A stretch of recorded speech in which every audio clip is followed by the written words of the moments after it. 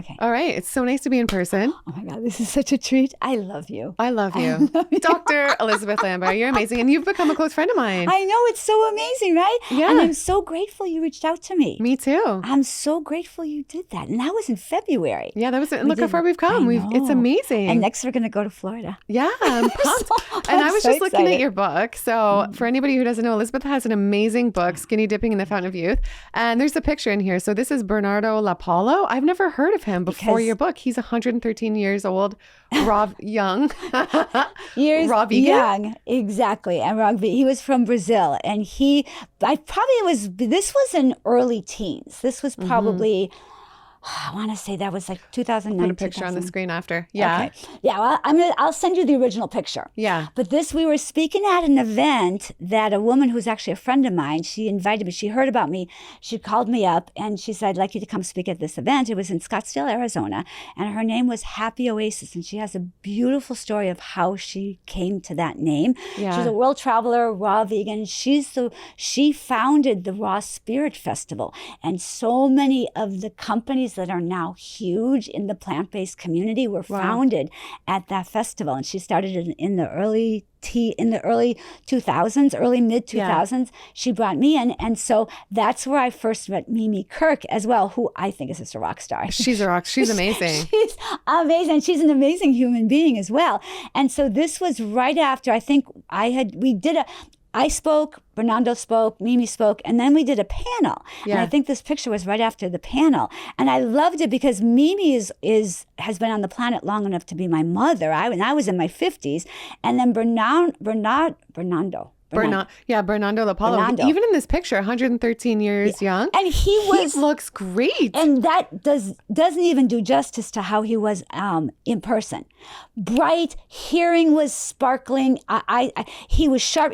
He looks like he's 50 in that picture. It's wow. insane. So what was his story? He was raw vegan and 113 years old? He was raw vegan and he was amazing. In fact, what I talk about in my book, the reason I have that picture there is because in my book, I talk about how we never use the word OLD. We always speak in terms of our possibilities and our youthfulness and all of that. And I was saying Bernardo was making long-term plans for his life at 113 years of age. Literally, he left there and I think he actually lived in Scottsdale. And he was founding a raw food restaurant. I love it. At that age. Like, he was just going, like, why not? If you think about the word retire, it means to retire yourself. Oh, who wants to be tired all the time? Like, I can't even, people are like, oh, you're 64. When are you going to retire? I'm like, I'm just getting started. People say that to you? When are you going to retire? This is my 9th career. I've had 8 careers. Doctor was my first, professional skater, professional dancer, professional fitness model, a journalist, speaker, author, influencer, content creator. And Eminem Slim Shady video. We can't forget Dr. Elizabeth was in the Eminem Slim Shady video as the dominatrix. That's freaking. I watched it. Kevin and I, my videographer, we watched it. I freaking love it. And they made me put that skirt on. That would be in my bio. Oh, that's hilarious. That's so much. I love that. That's but so no, funny. the retire thing, like, a lot of people retire, and then I feel like a lot of them feel lost after. I know a couple of people that just retire and then they literally started to get some health problems. And then they're like, what the heck? And I don't know, like, to me, I never want to retire. There is no such thing. It's like, why would you retire yourself? It's recreating. Instead of thinking of, like, if you decide to exit a career, which I did as a doctor, I decided to exit that career.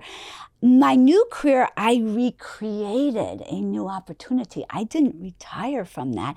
I recreated. We're in the process of recreating with new possibilities all the time. And what's the key to like finding the next thing and the next thing and knowing where to go next? Genius question. It is being able to be tuned in to yourself, to your inner being, to your higher self, and tuned in to the divine, because tuned into the universal life force that is all around us and flowing through us. And when you're completely tuned in, you'll get the next nudge. So that's the nudge, like the next, you'll get the next inkling. Like I had the inkling to everything I did. I had the inkling. I literally was like, I opened to the possibility when I was 40 of, I kept saying, next lifetime I'll come back as a dancer. I would literally, because our words are powerful. That's why I'm very careful how I speak my words. What happened was this woman, she looked at me and she said, you're a dancer and you will dance for the rest of your life. That was 24 years ago. I've literally danced almost every single day. That's what I love about you. You have so many of these stories of somebody being like, you're this, you should do this, and then it just hits and you do it. Well, because it was in my soul. My soul just went, yes, that's a great idea. So to answer your question, we want to listen to our own guidance and how that feels. It feels like excitement. We've been trained to suffer. We've been trained to sacrifice. We've been trained to numb down our feelings. It's like that's what coping mechanisms are. We're trained to believe we're less than we really are. Yeah. We are infinite beings. The entire universe sits inside every cell. Every little cell of your body is encoded the entire brilliance of the universe. All we have to do is dial into it. Every single person, that's all you have to do. So then what you do is, I always say it's your own divine, magnificent, unique combination of gifts and talents that Caden, that everybody has, that all of you guys have to bring to the world. But what happens is that then all the false beliefs and negative programming of, I'm not enough, I can't do it, that's not possible for me, all sits in our space. And so if you listen to that, think about it. Becoming a professional, now I'm not saying I played around with dancing. I became a professional dancer. I toured with companies all around the world and performed in magnificent places, including this huge event. It was New Year's Eve in Monte Carlo, Monaco. New Year's Eve, we were the headline act. And there I was with people Caden's age, 20-something. Yeah. I just turned 40. And it was unbelievable. So if I had believed I could never do that, there's no possibility. So the only reason I share this story, I already lived the story. I don't have to tell this story again. I love that you asked me and I get to share the story because I guarantee you there are people out there who are listening who are going to go, if she can do it, I can do it. I can do it. And then you begin to hone in, just like with your YouTube channel. You get a feeling that would be fun to do. Yeah. We're trained out of fun. Remember as kids? Yeah, we're trained out of fun. We're literally trained out of fun. We're trained to be, what kills me, we're trained to be serious. Seriousness, burden, harshness, that gets you a big fat goose egg. It gets you nothing. When you can be in the energy of creativity, imagination. Nobody's teaching this at school. I'm hoping there's a beautiful teacher, school teacher out there who's listening right now who says, I'm going to bring creativity. I'm going to bring possibility. I'm going to bring imagination into my curriculum at school. Even if the powers that be are saying you can't do that, he or she will slip it in there for the kids and it will enliven them and it will teach them. But that's what we need to do. If we can go from that place, dancing was fun. And I made a lot of money doing it. And I had a blast. And I lived in China. I traveled through Europe. I went to Central America. I just went I did so many fun things with it. It was amazing. So say we're like, oh, we want to do this job or this career or become an entrepreneur, become an influencer. It feels fun and it feels right to us. But say we have like a lack mentality and people are like, oh, I want to do that and I want to leave my corporate job or do that. But oh, there's like some lack with like money or things like that. Like, how do we just embody abundance and know that the universe will take care of us? Okay. So you know I yawn when that's a big. Because that was a negative question. Is that why? No, you're good. You're good. We've been hanging Elizabeth. I've been hanging out with Elizabeth all week, and with something she yawns because of an energy thing. Is my energy off? No, you're. I'm getting my period. No. Sorry, guys. No, you're good. The question was loaded with tons of unconscious energy. Not you. Yeah. It's a brilliant. So really hear me. Yeah, I know. I hear you. It's a brilliant question. And it's loaded with the heaviness and the unconsciousness of the world. So before we answer that question, remember the question. I'm going to have you come back and re-answer me. But we have to talk about the unconsciousness of the world and how we can step away from the unconsciousness of the world.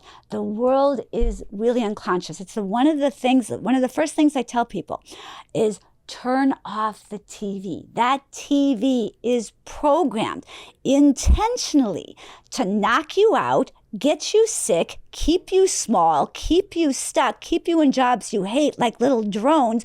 And then you get super, then you eat junk food, you eat really, really crappy food. And then you get really, really sick. And then the medical system makes a fortune off of you. And then you leave the planet miserable. That's the bane of existence. I talk about this in my book. The person gets up, they hate their job, they're not happy with the person that they're married to, not particularly pleased with the kids. So sad. And imagine. Wait, let me finish. Yeah. Then they drive, especially if you live here in LA, you could drive up to 2 to 2.5 hours to a job that you dislike and at best and hate at worst. You sit there for 8 hours a day, 5 days a week, you come home, then what you do is you get all the frozen food, pop it into the microwave, and then you sit down in front of the TV and you let the TV watch you. What is the TV? I don't watch TV, but I see it in the gym. Every other ad is either junk food, bad food, and then all the pharmaceutical ads. Ask your doctor about this. Yeah, and it might have this and this and this and this and this and this and this and this and this and this. By the way, you could die. And then they're showing people jumping around, having a fabulous life. And I'm like, no. I'm like, what? Don't do it. But that's how most people, and then they go to sleep unconscious, full of alcohol, full of God knows what else, full of unconscious energy.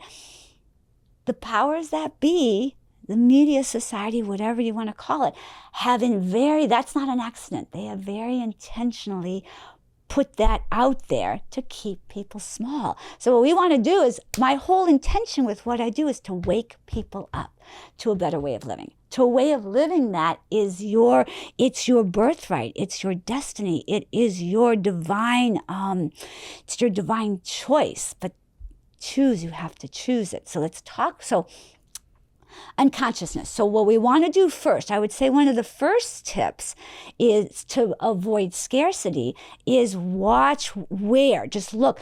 God, music. I was thinking about this. So I meditated last night for our interview today, then I meditated all this morning, then I meditated in the gym. I didn't even prepare for this one. I knew. I prepared She's for so you. Connected. I said, I'm just counting on your downloads for this one. Then I saw her and I'm like, I got tons of downloads. She's like, email me. We got pages right here. We're and good. then she's like, ooh, I like that. But so what you want to do is it's all about empowerment, stepping into your own empowerment. So let's look at this for a second. What we want to do is we want to think in terms of choosing better, just starting to choose better. So if someone's in scarcity, what you want to do is the television keeps you in scarcity.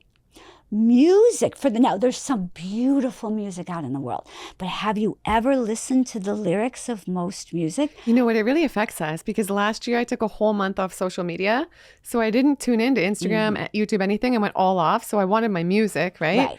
And at the gym I made an effort to only listen to like really positive, like law of attraction, happy music, and it made a big difference. It's huge. And like that was my best month all year. I felt great. So it is huge. It does affect us, the lyrics, right? That we listen to. Let's say that again. It was your best month of the year. And I was like, I was tuned out and I was making a deliberate effort to only focus on positive thing. I was like, positive people, positive music. We're just going to tune everything out for a month. Well, and here's the thing. We have the prerogative to do that all the time. Not a lot of people are choosing that. I've been choosing this since I was a little kid. I was considered so weird and so different because of the way I started eating healthy when I was 8. I've been thinking about this. I was able to drop out of my body and, connect into the divine, all of that. I was just deeply connected. I could connect into someone's heart space just meeting them. Wow. People always say your energy is so good. All it isn't. Well, thank you. But it's just a choice to allow the heart set, the heartbeat of the whole universe and the divineness of the entire universe to flow through you. And then that's love. That's all that is love. Who doesn't want to feel love? So when you're there with somebody, you're like, hi, how are you? And you genuinely look them in the eye. You genuinely connect. I want everybody to try this. This is a great first Dr. Elizabeth tip. Try just beginning to connect into somebody else. Like I could be here doing the interview with Gillian and I could be like not focusing in on her, worried about what I was going to say. I haven't thought about what I was going to say since Caden put the microphone here and said go. And then I just said, okay, Spirit, you take over. And all I'm focused on is the energy, is amazing energy in this room, amazing energy between us. That's the best place to be in that flow. Tune in, but we create that. That's what I want people to know. It's not an accident. We create it. We generate it, and we generate it by tapping in. There's so many ways that we tap in. So to answer your question, somebody listening to this, you guys could go to sleep, and before you go to sleep, you could just begin to just take a deep breath in, tune yourself in. One of the things you can do, you put your left hand on your heart, you put your right hand on your tummy, and you just begin to feel your own heartbeat and feel the reason. This is very intentional. Do you do that every night? I do that every hour on the hour. I love it. I'm not kidding. And it makes you. a big difference? Huge. Well, here's the thing. When I'm working with my groups and my private clients, what I'm doing, and I want to talk about this process, I'm scooping them up and I'm raising them up to a higher frequency. I'm taking them up into the higher dimensions. The planet, the unconscious planet, that's the third dimensional realm. And pretty much everybody, how I describe the person who, they live for Friday, they get drunk all weekend, they do, I used to do God that. knows, whatever. Yeah. And then come Monday morning, they hate their life, they hate where they're going, and they're unconscious on the weekend, but they're numbed out and happy, but they're miserable, completely miserable during the week. Mm-hmm. So they're stuck in the third dimensional realm. Mm-hmm. That's the planet, third dimensional realm. So what I do when I work with people is I take them and I scoop them up and bring them up. Remember when you say, you go, God, I feel so much better when I see you. Yeah, I do. Because I was feeling a bit down today over a couple things. I got a bad haircut. A haircut I don't personally like this week. And little things have been bugging me. And it's that time of the month coming. Sorry, guys. That's way too much information. It's okay. And then something else happened today. But then when I see you, you have such good energy. I literally feel better. And those are the types of people we should surround ourselves with, right? And it's intentional. I scooped you right up. I did that intentionally. And I'm glad my bad vibes didn't affect you, because I was having a bit of an off day. Sometimes I wonder, I don't want her to get affected by that. So I want you to really listen. This is really good. So first of all, listen to what I said. It was intentional that I scooped you up. So you were kind of there. Yeah. I saw it and I scooped you right up. Wow. And the moment, and you felt it, didn't you? Yeah. And there's no way a lower frequency can get, because if you're here, the vibrational frequency, love, joy, appreciation, gratitude, bliss, all of that vibrates at we can feel it, right? Hi. And with Dr. David Hawkins had this, he called it the emotional scale. In the book Power versus Force, he talks about this, and it's the emotional scale. This is what I work with. I work with the emotional scale. So those vibrate at a very high frequency. Depression, hatred, bigotry, racism, anger, all these vibrated at a very jealousy. They all vibrated at a very low frequency. So it's kind of like light in a room with a dark, if we turned off all the lights and I turned on one little light, one spark of light, it lights up the room. One spark of light will light it. Light is way more powerful. Wow, well said. Because all darkness is the listen to this. All darkness is the absence of light. Mm-hmm. There is no darkness. People get so scared about the darkness and this. I won't go into it because everybody has their own beliefs, and I respect. We never want to have judgments about where people are with whatever their beliefs are in a higher power, whatever their beliefs are, religious beliefs, things like that. I specifically have mine is very spiritual, but everybody is where they are, and that's where they are on their journey. And if people are vibing at that frequency, like they're feeling shame, guilt, anger, depression. At the same time, though, we're obviously going to experience some of those emotions as human at all time anyway, right? But it's all about not dwelling in those, right? But if we're in those, like, we're the creators of our own life too, right? And we attract to us based on what we're vibrating at, right? Yes. So like, if we're feeling low, it's kind of like, whoa, get it together, because we might attract some bad stuff. So here's the in that comment is the question: how do we move from there to the joy, here, the happy? Even if what if we're really unhappy about something and things are just going wrong around us? Here's the thing, and we right now in my life right now there is a challenge, and it's a big one, but I'm not dwelling on that at all. I couldn't be here. I could not be here if I was. And the thing is, there's always something going on. Life is, I say this on my YouTube channel, I think I say it in my book, life is beautiful, but in that beauty are it's life. There's a lot of challenges, but those challenges are there for us to notice, oh, look at that. That's not what I want to vibe with. But here's what most people do. They go, oh, look at that. And then mostly based on the way they were raised and based on feeling powerless, we feel, and I'm not saying not everybody, but for the most part, people feel powerless as children. And a lot of times we're told by our parents, you're not enough. We're told by teachers, you're not enough. You're not good enough. You're not this. All these false beliefs. So there's a lack of empowerment in people. They don't feel empowered.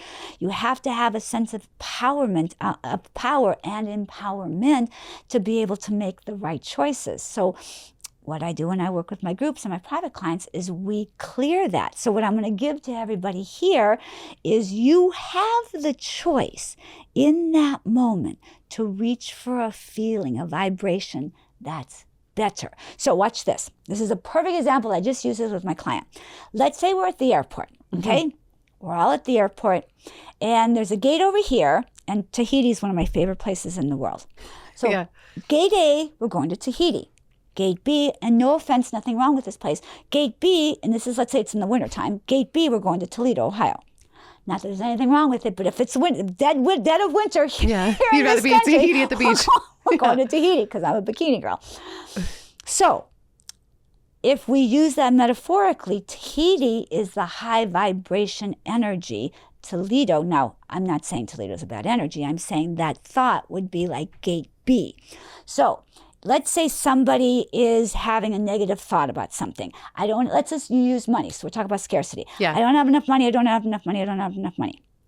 Encoded inside of us are infinite possibilities for us to create. And you're living proof of that. I'm living proof of that. There's a lot of people who are living proof of that. But you have to have the courage to get out of that way of thinking and step forward and make a different choice. So watch this metaphor.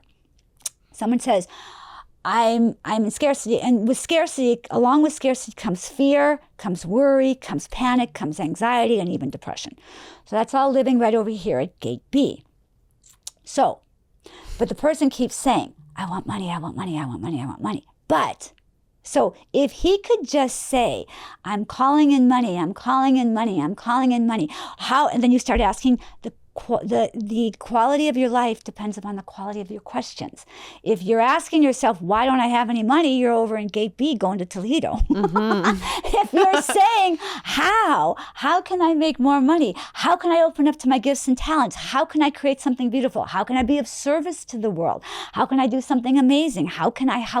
When you begin to ask yourself, how can I create more money? How can I create more abundance? Let me be in the energy of abundance. Let me hang around with people who are abundant. Let me start reading books about abundance. Let me start listening to podcasts like Gillian's, like Dr. Elizabeth, that are talking about abundance. Let me do that. All of a sudden now, you're over at gate A.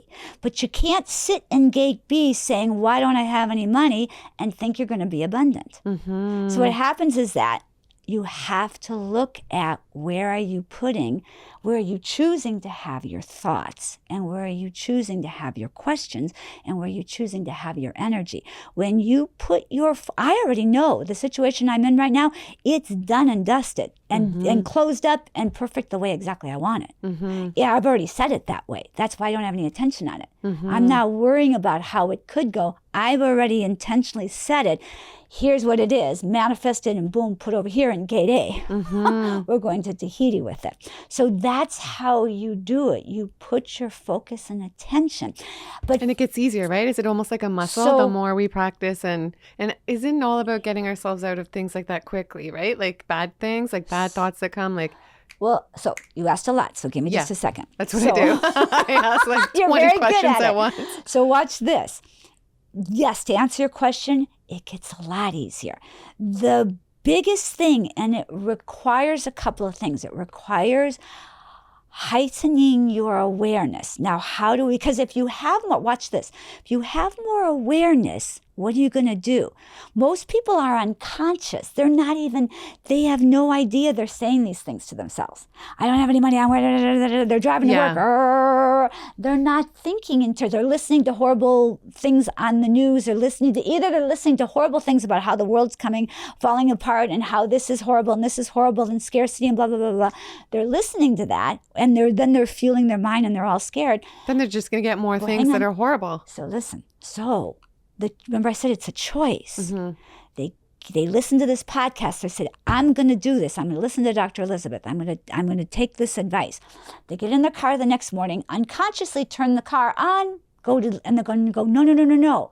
They have enough awareness to make a better choice. Let me turn on a meditation CD. Let me listen to an life-enhancing podcast.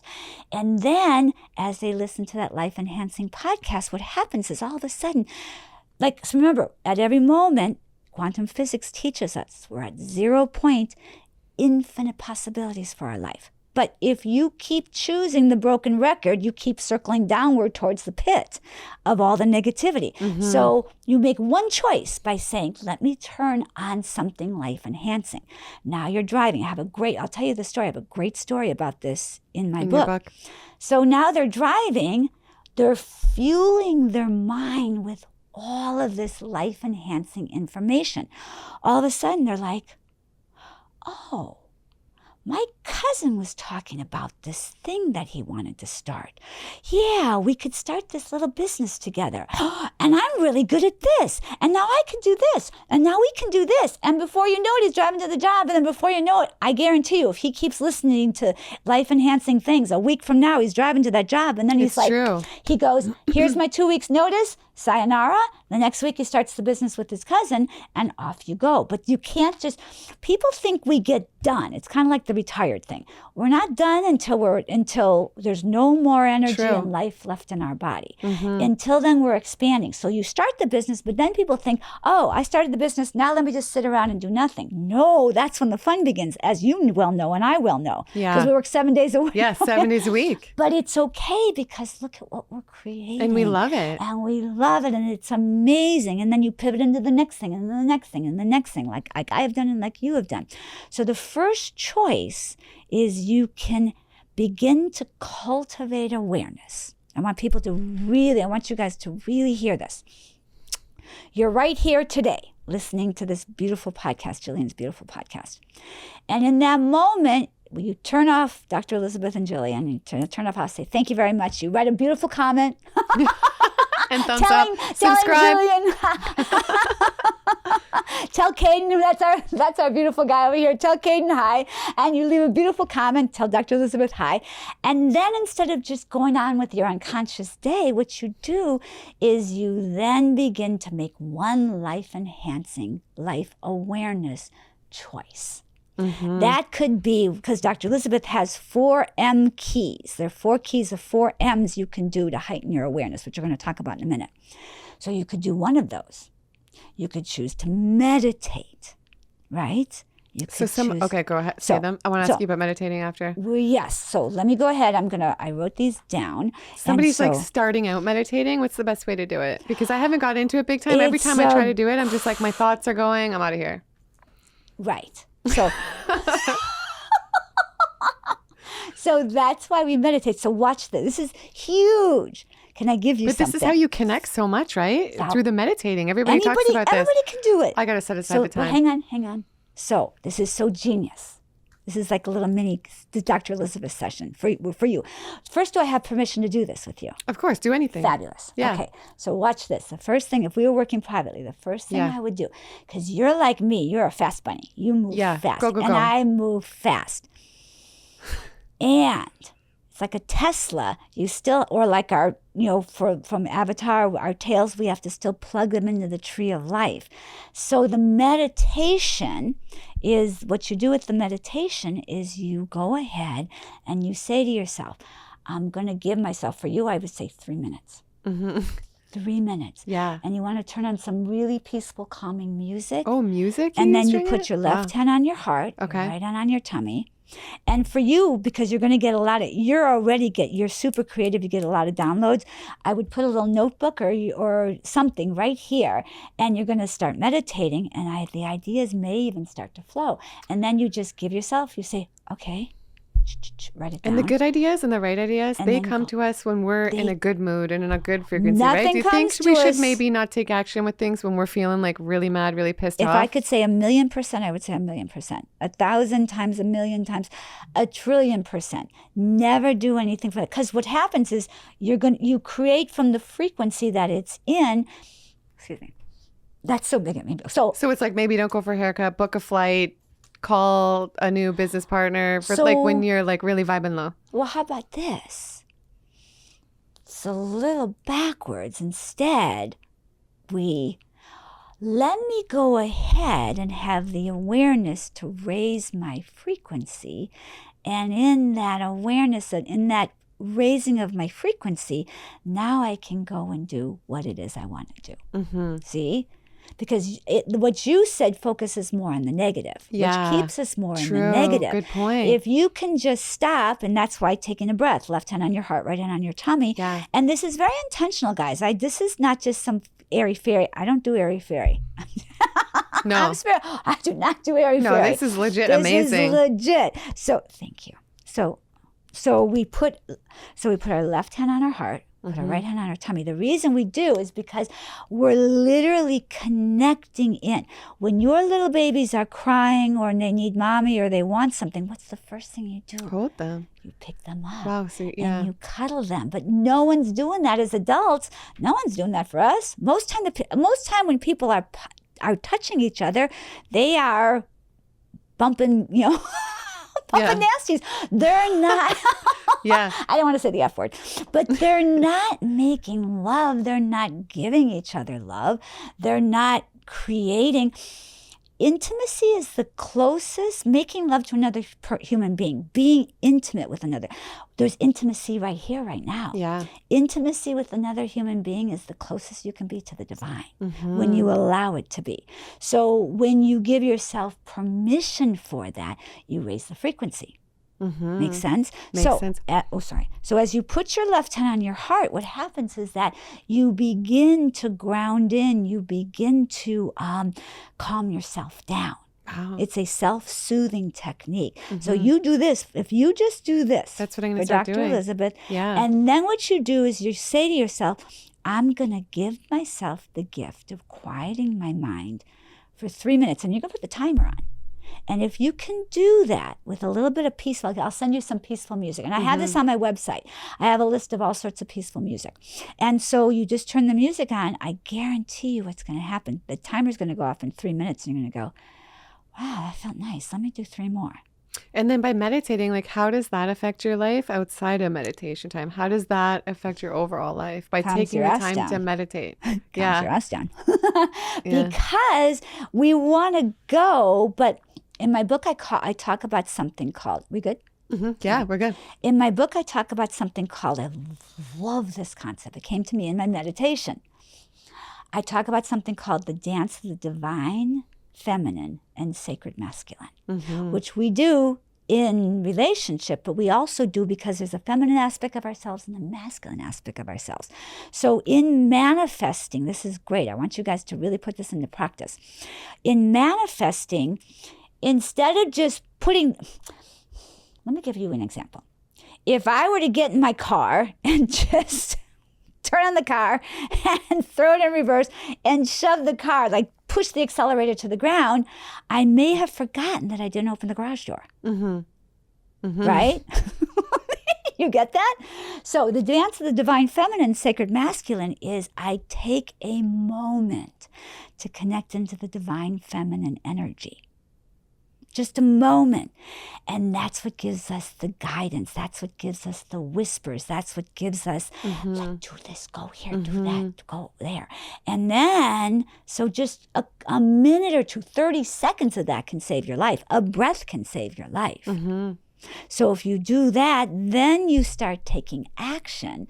Then now that action is divinely guided by all of your intuitive intelligence. Amazing. Did you watch The Secret or no? I did watch The Secret. You did? You liked it? It changed your life? Well, not only that, I launched a whole interview series. And I interviewed pretty much everyone on there. Wow. Because I knew that was 2007. Oh, yeah, that's right. I knew you were doing that. I knew stuff that nobody, well, What the Bleep Did We Know was a wonderful movie that came out before that. I think that was 2004, around 2004, 2005. And that was a sleeper. That was actually a wonderful movie. And it was incredible. And I saw that. So I had known that. And my first spiritual awareness was dropping out of my body. So when I was a baby. So I knew, but I'd been searching. And the first time I came in contact with like real spiritual text, because I grew up in a very, kind of conservative part of Wisconsin.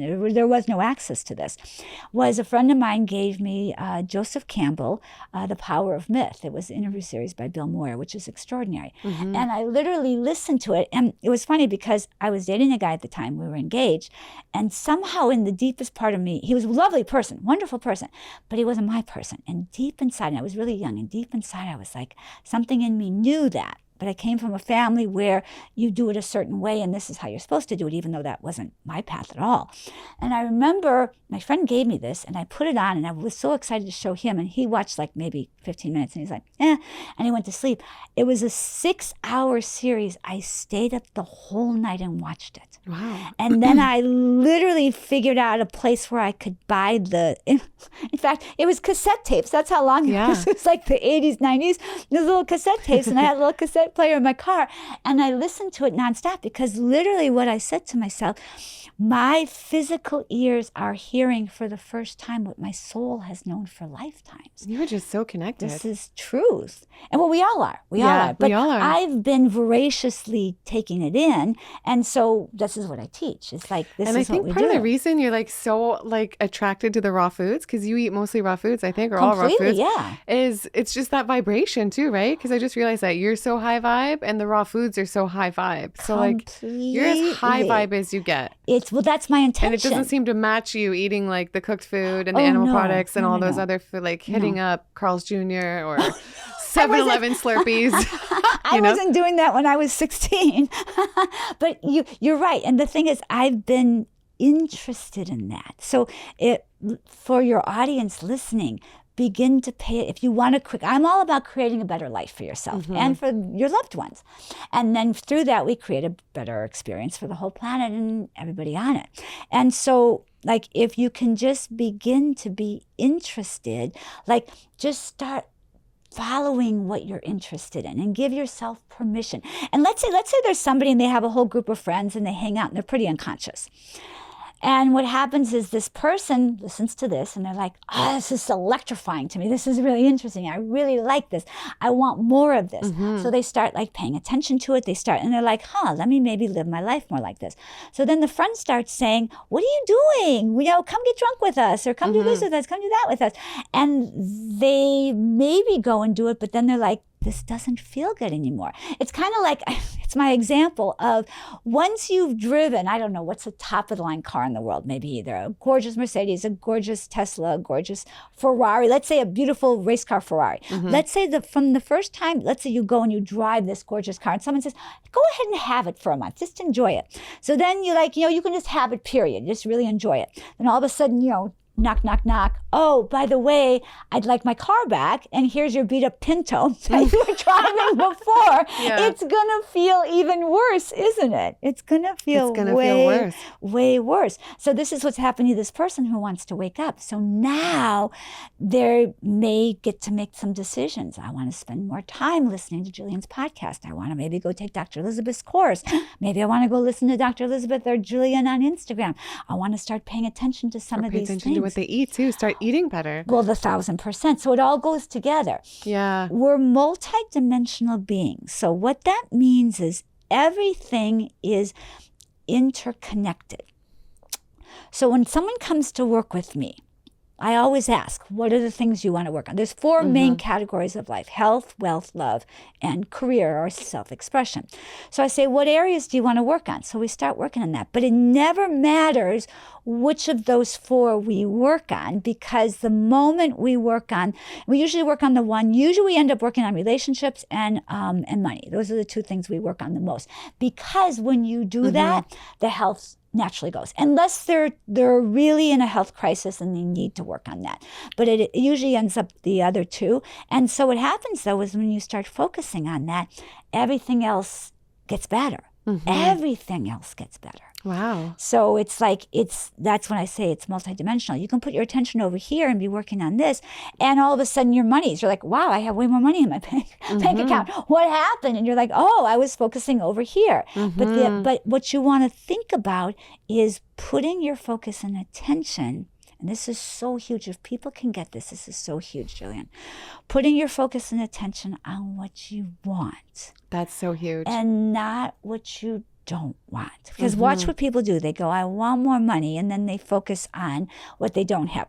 Or I fell prey to this for a while. I want a relationship. Then I saw myself, and a friend of mine called me saying, Elizabeth, look at what you're doing. You're focusing on what you don't want. I'm like, oh, I am. And the moment I shifted it, it was like men coming out of the woodwork. Like, it's like, yeah. Oh, wow. But it's like, and what happens is the longer you've been stuck, the more different. It's like if you're in a little, like I live in the marina by the boats. And so I see these little, they're like the little dinghies. If you want to turn a dinghy around, all you do is you turn the little thing, and the whole dinghy, you can do circles. You can do donuts in a dinghy, right? It just, you're on a cruise ship. And if you want to turn that sucker around, it's going to take some time. So it's the same thing here. If you don't have a lot of noise in the area in which you want to make a change, it's easy to turn. Wow. If you're loaded with noise, let's just say that somebody, this is a great example. And I have a friend who this happened to. Let's say somebody was told when they were younger, and let's say it was, and everybody's well-meaning, everybody does the best they can, but let's say maybe either a parent or an older sibling or a kid bullied at school, or a teacher, someone told this child, you're stupid. And maybe even I've seen this at school where they make them go sit in the corner, or they punish them, or we're the worst, they shame them in school in front of everybody, which is really bad. So let's just say that happened to that child, especially if they're within the age frame of under 8 years old, which is when your subconscious is really, you're open to getting really programmed in ways that you don't want to be programmed. But it can also happen later on. So this child goes on, and this child was brilliant and creative. They were probably off, daydreaming about like something they want to create, and the teacher didn't like that because they weren't studying don't get me started on the educational system, which is so unbelievably flawed. Please, somebody listen to this and fix the education. Enhance, I don't want to say fix, enhance the educational system. But they're probably teaching some history about something that happened in 1492. Who cares what happened in 1492? It doesn't matter. Let's teach children what they can do in 2024 and 2025 and moving forward. And so what happens is that they got shamed. So imprinted is a false belief somehow, I'm not good enough. I'm stupid. I can't do this. And then what happens is they begin to lead with that themselves. So that's more like a cruise ship. By the time they come to me, we have to turn that around, but we turn that around one choice at a time. If that person's willing to be open to the possibility of shifting their mindset, then what happens is they can begin to make, when we clear, what I do is I clear the energy. So I clear the energy for them. They can begin to make a better choice. So even maybe that programming comes up, maybe someone says something to them. And then what happens is they start looking for proof of how stupid they actually are, because it gets encoded inside of them. Oh, yeah. So what happens is they go to work, and let's say a coworker says something, but they're going to take that as, oh, look, see, I'm not quite as smart as everybody else, and I'm not this one. And the most ridiculous thing of it all is they're brilliant. they're usually the most brilliant ones, is that they're misunderstood. Yeah. Makes sense? And that can be, you could be shamed by being called ugly. You can be shamed by being called, I was teased for being ugly. It was really painful. I was really a late bloomer. Honest to God, I was really a late bloomer. And I was really Look, teased. you know. Yeah. Can I tell you, if, we pick our paths, we pick everything. And so coming in again, I'd be a late bloomer because it's way more fun. Yeah. I love it. And okay, fun. With the cruise ship thing, so you had me thinking, like, it's like that too with people with their health, right? If they've been eating really unhealthy for a long time, it's like a cruise ship. It's a little. And then what if they want to live like you, because you eat all living foods, or do you sometimes eat cooked food? By accident, maybe. Like, like we were the other night. We were eating, and it was like you ate something. It doesn't. Here's the thing. At that point, it's like you're at, I don't know how many, 30,000 feet. So the pilot's at 30,000 feet cruising. The pilot goes up to 31,000 feet or drops down to 29,000 feet, adjusting for air turbulence. He's up in the air. He's cruising at a high altitude. At that point, it doesn't really matter. But that's where we want to let go of when you're rigid, because remember, rigidity is a low vibration. So when someone's starting out, if they're hanging on to and punishing themselves for eating something that wasn't fully life-enhancing, they've just kind of taken themselves down when it was unnecessary. You don't have to. From like beating themselves up? Yeah. Let that go. It's like let go of rigidity, let go of self-punishment, all that stuff. It's so not life-enhancing. And if they want to be doing what you're doing, like people come on the channel all the time, they say, where do I start? Where should I start? Like, where do you think they should begin? So if someone with this type of like diet, or I don't know if you call it diet, I don't like the labels, but like this kind of like way of lifestyle. Okay, so if someone wants to do this lifestyle, so first you have to go to your doctor, and hopefully a doctor that is health conscious themselves, and check your heart, check your, like this whole thing with the cold plunges, it's making me insane. It's like people will, you don't like it? Well, here's the thing. People will hop onto trends. They're only saying it because it's trending. If someone has a heart condition and they cold plunge, they could kill themselves. It's super dangerous. Yes, people have to be careful. No one's saying any of this stuff. They're on, let's get the trend. It's kind of like when people hopped on the vegan trend and they were doing all these crazy things. It's like you have to be conscious and aware of what you're doing and tuned into your own body with what you're doing. That's key. You have to, and plus for me, this puppy's not self-conscious. I'm not cold plunging. I was born in Alaska and raised in Wisconsin. I know. I don't know how people do it. I think it's really beneficial and really healing for some people. But here's the I don't thing. know enough about it. It can be, but like I have frostbite on my hands and feet from growing up in Wisconsin and playing out in the snow till I was purple. Like literally. And so for me, it wouldn't be a good idea. Yeah. But so you have to just be conscious. But going back to your question, how would I start? You go to the doctor first, make sure you're healthy, and make sure you check out. And then I would start in the morning, and I would start by replacing something that isn't as life-enhancing. Like, let's say, how healthy or unhealthy are they? Let's just give me a parameter. Say they start the day with a coffee right now. They want to cut the coffee and a piece of toast. So first, that's a fabulous example. So instead of coffee and a piece of toast, which won't get you till 10 o'clock in the morning, like it won't get you till you're in your car driving to work. It really won't. So instead, I would say if you can, you start by replacing the coffee. Loose drink is great, but if that's too potent, I would start with because it is pretty potent. The lemon ginger blast? It's amazing if they can start with that. Yeah, if somebody goes from just standard American diet and coffee to the lemon ginger blast. So how about this? We start with, let's say, a spinach, apple, kale, and ginger. The key is the ginger, because the ginger will replace the kick they're looking for. The ginger gives the body a kick. So the coffee gives you now, I've never drank a cup of coffee in my life. Never? Wow. Never once. Wow. No. Have you smoked a cigarette or no? Wow. Drank alcohol? I did. I never drank. I can count on this hand how many times I've ever drank. That's great. I have had. Because you're not that frequency.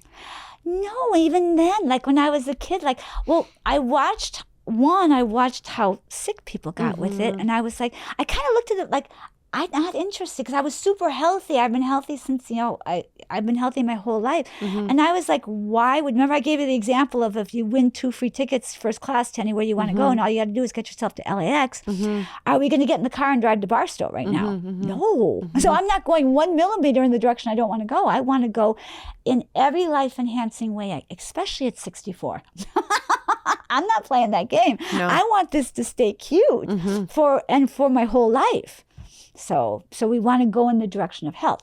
But for if they want to kick the coffee habit, you get yourself a hunk of ginger and you put it in there and it'll give you a really nice kick. But instead of a coffee spike kick that goes like this and crashes you, it's just going to go. And that ginger, and by lunchtime you might be going, I think I might want another one of those juices. That feels really good. And then say, dump the toast, dump the oatmeal, get rid of the bacon. If they're doing bacon and eggs, for sure, get rid of the bacon and eggs. And instead, have yourself a beautiful superfoods smoothie. Have yourself like a real light, and I put chlorella, spirulina. You could start with just a little bit. I put a delicious plant protein in there. Then I put yummy fruits and yummy veggies in there. Yeah. And did I ask you in any of the videos your skincare routine? I can't remember. We talked a little because I do. Well, let's finish this and we'll go to skincare. How does that sound? Yeah. No, that's great. So and how are you liking this? Is this I love okay? it. You're great. Is it good? Okay. Yeah. Okay. Are you? Oh God, yeah. Good. You're amazing. You're so tuned in. I love you. I can download because it's just like it just flows. Because and you're so present, you know? Because I ask Spirit, tell me what you want, tell me what they want to hear, and tell me what you want me to share. And then we share that. Easy breezy. It's fun. Okay, so excuse me. We'll cut that part out. Oh yeah, we can. Please. Please don't embarrass me. No, Kaden. we won't, I promise.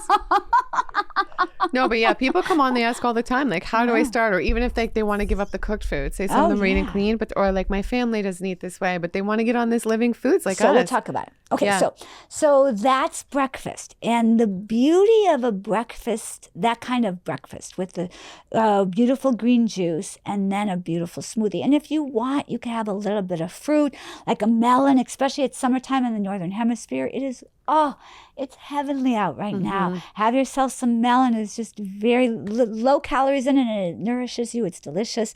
And then come like around, like if you want a snack, instead of doing, let's say, a muffin from the snack room or something like that, or let's say your second cup of coffee, which is like, oh God, no, it's because then you're going to get jittery and you're going to get all this stuff. Then you can have yourself, like, depends upon if they're really going to go with, do they have access to raw foods? Because there's delicious things that are raw. You can have yourself a wrap. You can have yourself it's so delicious, the raw food. Oh my gosh, there's so many things. And it's like, it's become, compared to when I first started it, I couldn't even find that. When I first started, I found out about juicing, I couldn't even find a proper juicer. I mean, this thing that I had was this plastic thing and it was terrible. Now it's come so far. Oh my gosh. Yeah. Like your Nama. Yeah. We use the Nama. It's the best. Oh my God. I am dreaming of that Nama juicer. Like since you showed it to me, I'm literally dreaming of it every morning. It's the best. I really want my Nama juicer. I'll put a code down below if you guys want one for $55 off. It's a dream juicer. It's the best. Yeah. It's amazing. Okay. So but that's life changing. Yeah. Adding in juices, that's what makes me feel the best. Like the green juices. Do you want to know why? Makes me feel so the best out of anything. Do you want to know why? Why? Because it's like, okay. It's like going like this and mainlining, except instead of, people go and they mainline a drug, which we don't want to do. It's like going like that and mainlining pure light force energy.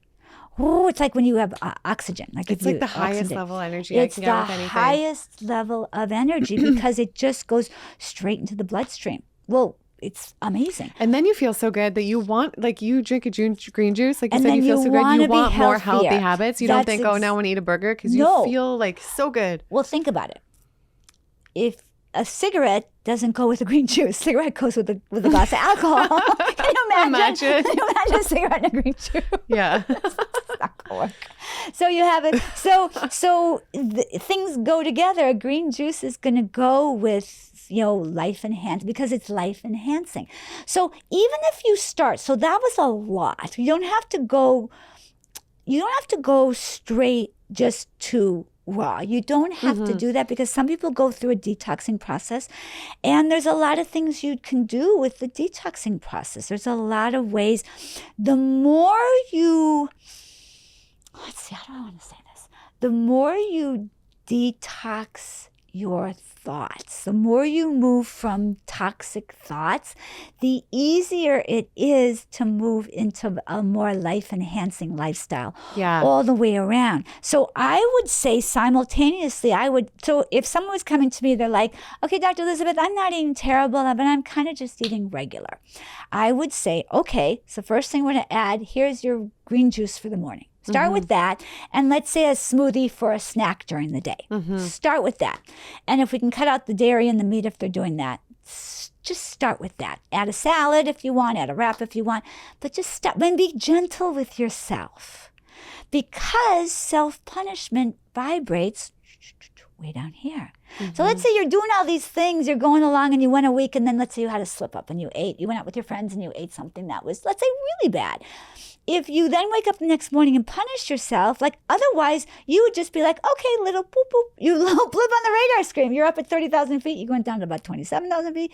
You'd go right back up. But the self-punishment takes you down into self-hatred, into all of this. So you can just keep on going. That's so important. It's so sad, really. If we're doing that to ourselves, it's sad. But I've been there, done that too. But so let's look at how not to do that. Yeah. Let's look at that. Okay, I'm going to close my eyes for a second. I want to just look at how do we not do that. The first thing we want to begin to release is judgment. And the funny part is, when you see a little baby, like let's make it really funny. You see a little baby that's 8, 9 months old. They're not going, I don't want that bottle. I want this bottle. They're not judgy-wudgy. There's nothing judgy-wudgy about a little baby. They're like, feed me, nipple or bottle or whatever it is, but feed me. And even like, the little ones, and it's not until they probably get into their terrible twos, but then they decipher and they decide what they want. Yeah. But even in that, it's as simple as, I don't like that and I like that. But they don't have any judgment about it, do they? They're not saying, I'm so bad because I hate broccoli. They're not saying that. They're just like, that tastes icky. I don't like it. I like this. So you just want to begin. Judgment comes. It's like all the low frequencies, they're taught. All these things about hate these kind of people, hate these kind of people, fear this kind of thing, fear this. That is taught in the culture. It's taught in the schools. It's taught in the homes, for sure. It first starts in the home, and then it goes out from there. It's taught by the older siblings. So if we can begin to shift that. So as parents, we can shift that. And then as young adults, we can take it on ourselves. We can decide, let me change that. I don't want to think like that anymore. It's I say this all the time. Every time we talk, I say this, but I say it because it's so important. The reason I titled my first chapter in my book Choice is because when you know it's a choice, I've never said it this way. This is a good download. When you know it's a choice, then you have empowerment. The whole purpose of my work is to wake people up and empower them to a better life. And everything's a choice, really. Everything is a choice. It's like people, I don't have a choice. Then remember, unconsciousness, people will get knocked out. Like let's say someone says something to you that's really hurtful. A lot of those things will, and it can knock us out. But when we've cultivated awareness and consciousness, which is what I do with the people I work with, and what I do for myself in life, instead of getting knocked out by a mean comment, especially you and I both know. Oh, we've seen it all. My tush is still smoking after some of these mean. I'm like, ow, that hurt. But it's like if you have awareness, you can just take a breath and go, okay, that was unconscious. That was an unconscious choice on their part. I am consciously going to choose to let that go.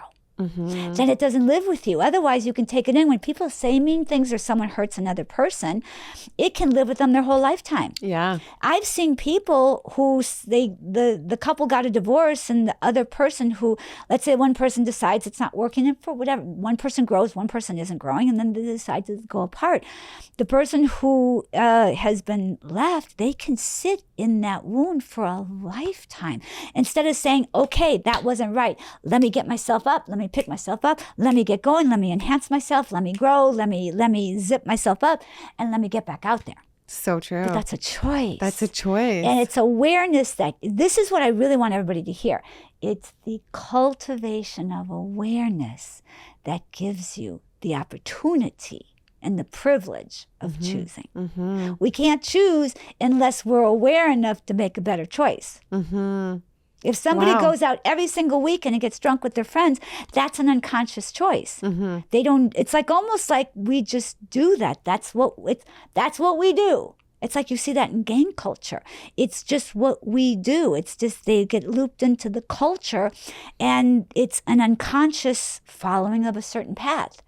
And so when you can hearing something, listening to something, that's why you want to fill yourself up with things that are more life enhancing. When you do that, then what happens is you have more awareness to make a better choice. And one better choice can change your life. And you always make a very deliberate choice with who you surround yourself with and everything, right? I'm sure everybody has said this on your podcast and heard this a million times. You are quite literally the combination of the 5 people you spend your most time with. Whether you like what they're doing, so you want to look at what do their bank accounts look like, what are their lives, what do their health look like, what is their passions look like, what is their language that's coming out of their mouth look like.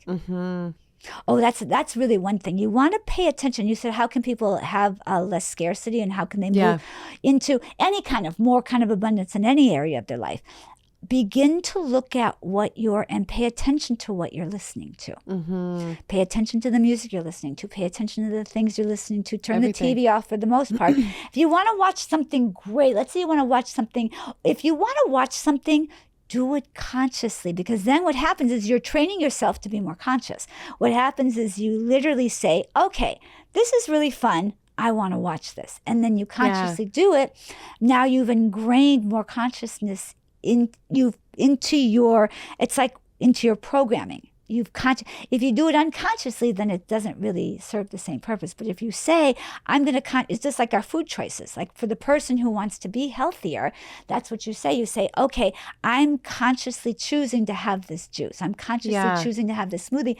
And when you do it that way, then what happens is that it's like you reward yourself. Oh, look I did that consciously. Now let me do this consciously again. Yeah. And you've been doing it for a long time. Oh my God. Living healthy. And have you had any health problems, or do you have any advice for people to stay on track and do this for a long time, for the long haul? I would for sure suggest that they do this for the long haul. Now, one thing I want to talk about, we don't want to shame people if they have a health crisis. It's really, really important. I heard the medical medium say this one time, that there's a lot of shaming. Oh, you're not doing this, therefore you're not healthy, and things like that. People come in this lifetime encoded with certain paths and certain journeys and certain things for them to move through.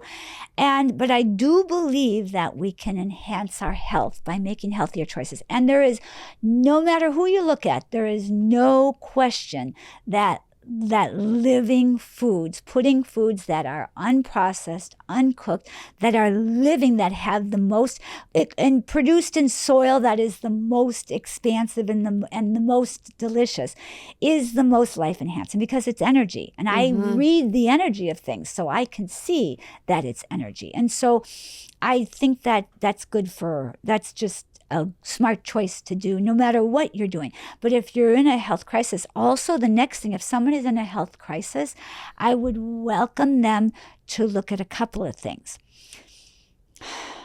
Physical dis-ease in the body is the result of emotional, mental, and energetic dis-ease.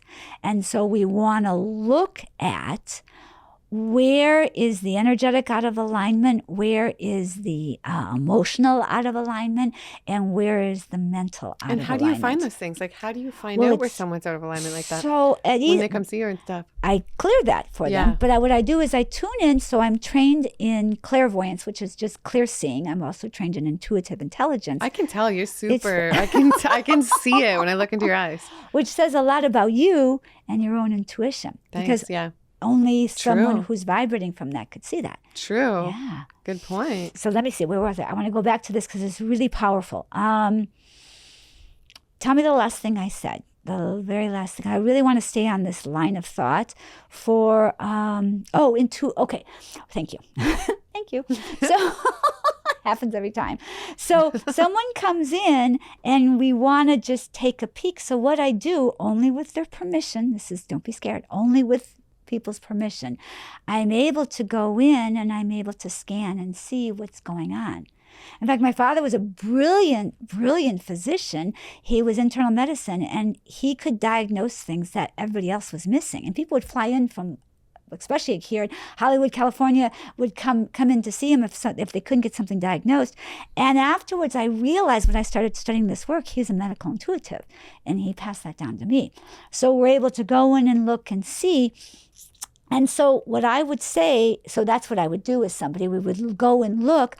So one of the first things, and this is deep, I would have to ask someone's permission because this is deep and people could have a big reaction to this, but you want to look at where are you, if someone has a disease in their body, and listen, it's not just a physical disease, where are you blocked in your body? Where are you stuck? Like, where are you stuck in maybe your career? Or where are you stuck in maybe your relationship? Or where are you stuck?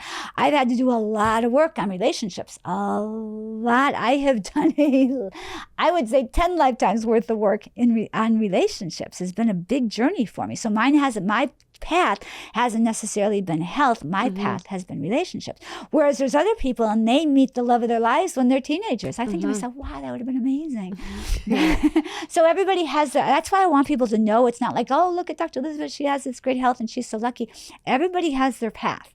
And that path is perfect for them. So that you really want to. So you embrace, okay, this is what I'm working through. And so I would have, if someone's working at any kind of disease in their being, where have I not been willing to forgive? I wish I remember the name of the person. He was in England. I read this. I'm a voracious reader. I study. I don't listen to music. I don't listen to, in fact, when we started doing reels, I was at this huge loss because my friends were laughing at me. I said, and I know there's a lot of beautiful music out there, but I study audiobooks, and I study studies, and I study medicine, and I study quantum physics, and I love studying things. That's kind of like I'm a nerd. I'm like a geeky nerd that way. But I read this study, and he had a whole place where he did this. People who were really ill, they came to him, and he cleared the places where they hadn't been able to forgive, and they got better. Incredible. And so that's part of so I took that from what he was saying. And I said, well, I could do that. I could go in there and do that. So that's what I do. And I go in and we look at where have you been stuck and where haven't you been able to forgive? And then how do you release that? What kind of, that's how, what kind of things can people do to really forgive? So what I do is a process. So you come in and you work with me either in a group or privately, and I'm looking at different ways to have larger amounts of people come in so more people can have this work. So by the time this interview comes out, I want you guys to go to my website because I'm committed to creating that. So by the time you guys listen to this, there'll be a way so that I'll have like really large groups, and I'll have like mastermind groups, and then I have the private. So the first thing you do is, and I have this in my book too, is you can be willing to be open to the possibility. You could sit yourself down, just like Gillian and I are sitting here, and you can say, okay, in this moment, I'm willing to forgive. And you might know what it is, or you might not know what it is. You might know what you're wanting to forgive, or you might not. It could be so stuck. What happens is when we experience really, really, really painful things, a lot of times we don't remember. When people suffer real trauma, they don't remember. And then is there ways that they can touch completely with that and figure out, remember? Well, and then sometimes remember things. Yeah, I'll be That's crazy. I'll see it in their space. I'll see, oh, this over here, and then I'll say, and that's causing you to do this over here. And they're like, how did you see that, Dr. Elizabeth? Like, but to me, it's like just looking at you. Like because I've been reading energy for so long, so you see it, and then you clear it. Well, and I'm then going to do sessions with you. I would love that. We should even next time I come, we should do it with Kevin, and we can post it. I'll share it. I don't care. So people see what you do. So we could see it. Yeah. Wow. I would love that. So I would love that. Thank you. I would love to do that. So so for people who are listening, your willingness is the opening. Remember when I said when I was a dancer, I was like, before I became a dancer, I was like, I just didn't think it was possible. So all the doors, there were no doors opening for me because it wasn't possible. Then when that beautiful woman said, you're a dancer. You're a dancer and you will dance for the rest of your life. I became willing to be open to the possibility. And in that, I opened up that much. And in that, the universe put together like so unbelievably synchronistically. And serendipitously, it's mind-boggling, even to me, and it was happening to me. And so what we do is if someone wants to sit down, and I have processes on my website, you guys can go to my website and I can walk you through some processes and things like that. But you sit down and you say, I'm willing to do some forgiveness. And in my book, I talk about the Ho'oponopono prayer. It's an ancient. Oh, I've heard about that. I see Aaron Dowdy and other YouTubers post about that and say that's one of the best ways to forgive is to do that prayer. I've been doing that when they were in diapers. I was doing that. So here's what you do. And somebody, it's, I'm sorry, forgive me, thank you, I love you. And you say that. And what happens, it's funny, some of those, I've never heard him say it, so I don't know, but some of them get it twisted. They say, I'm sorry, you're forgiven. Thank you, I love you. I'm like, no, it doesn't work that way. I'm sorry, because self-responsibility is everything to opening up to our path. So when two people are in an argument, if they want, I'll let go 50%, you let go 50%, and then we'll be okay. You release 100% and you take responsibility for 100%. The other person you're fighting with, you release and take responsibility 100%. That's how we heal. Each person takes 100% responsibility for it. And that's the only way it can heal. And for our whole life, right? For everything. Yeah. For everything. So then you say, I'm sorry. So let's say we pick, okay, I'm going to do it on myself, okay? So I had and we've healed and come a really, really, really, really, really, really, really long way. But I had a very challenging relationship with my father. And we've come a really, really long way. But I had to really forgive some of the things. And so I had to sit, and what I did was I just see, either you can see an image of them in front of you, or you can conjure up, the feeling of them, whatever it is. And then you say, I'm sorry, forgive me. So then when you get to that one, that forgive me, when they've wronged you, and you get to forgive me, you can feel that, like, what the, like, what do you mean? Me, you know, forgive me. They're the one that pooped all over me. Why? But if each person takes 100%, because the thing is, in the universe, it's all orchestrated. There is nothing else out there. It's only us. We attract in where we're vibrating from. There is no assertiveness at all. No one is asserting. If we have a bad day and something challenging happened to us, no one's asserting that on us. We're just matching. We both matched up on the poopy vibrancy. Wow. Yeah, the vibrational frequency of poop. We just matched up there. So that's why when you go to, I'm sorry, forgive me, even though you might see that they've wronged you, what you say, forgive me for vibrating in a frequency that I let my frequency go long enough to be in the poo, and we matched up in the poo, and we got ornery together. We got poopy together. We got negative together. Like, let's say a relationship.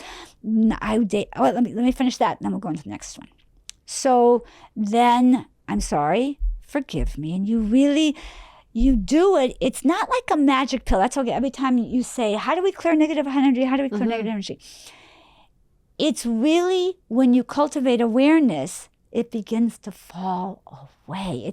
People think it's a magic pill that you pop and everything. You have to do the work. This happens through doing the forgiveness work, the healthy eating work. You got to put in the work for it. But what happens is you feel so amazing doing it that it becomes a joy to do it. So you say, I'm sorry. And then what happens, you say it until you can say it, and there's no inside of you. Then forgive me until there's no stick with it. Thank you. Thank you until there's no stick. Thank you. My father gave me a beautiful blessing. This doctorate that I have in my back pocket is very helpful. True, so true. Because I could not be saying all these things. This gives me a world of credibility with a doctor in front of my name. A world of credibility. I got a job just from being a doctor, even though I was already a fitness model at the time. I got a job on a television show. It was a fitness show on national TV. And I got the job because I was a doctor, not because I was fit. They were looking for a doctor who was fit, and I got the job. And you are fit. Thank you. Yeah. We got to learn, too, your secrets to fitness. We'll talk about that. Yeah, because I don't know if we've talked much about that. We've not talked about fitness What's your routine in the gym? Can I finish this Yeah, one of first? course. Yeah. That's great. She's so good at her job. She's got the next question already. You're brilliant at what you Thanks. do. You really are amazing. Thank you. At what I you love do. it. I know you do. Yeah. You're amazing at Thanks. it. So then, thank you, and then I love you. And so all those, you say it, I'm sorry, forgive me, thank you, I love you. I'm sorry, forgive me, thank you, I love you. You say it until there's no in it. And the more aware you are, the easier it is to do. And it really does something. It really does something. Powerful. I did the exercise before I went home to see my father, and we had our huge breakthrough. I'm telling you, it's I believe it. Yeah, it's so big. It's so start with that. That's something you can do. With make a list of people you feel like you need to forgive right back from when you were little? Completely. For people that, and you don't even want to do something that, not to say that would be daunting, but you pick the person that's hottest now. Yeah. Right?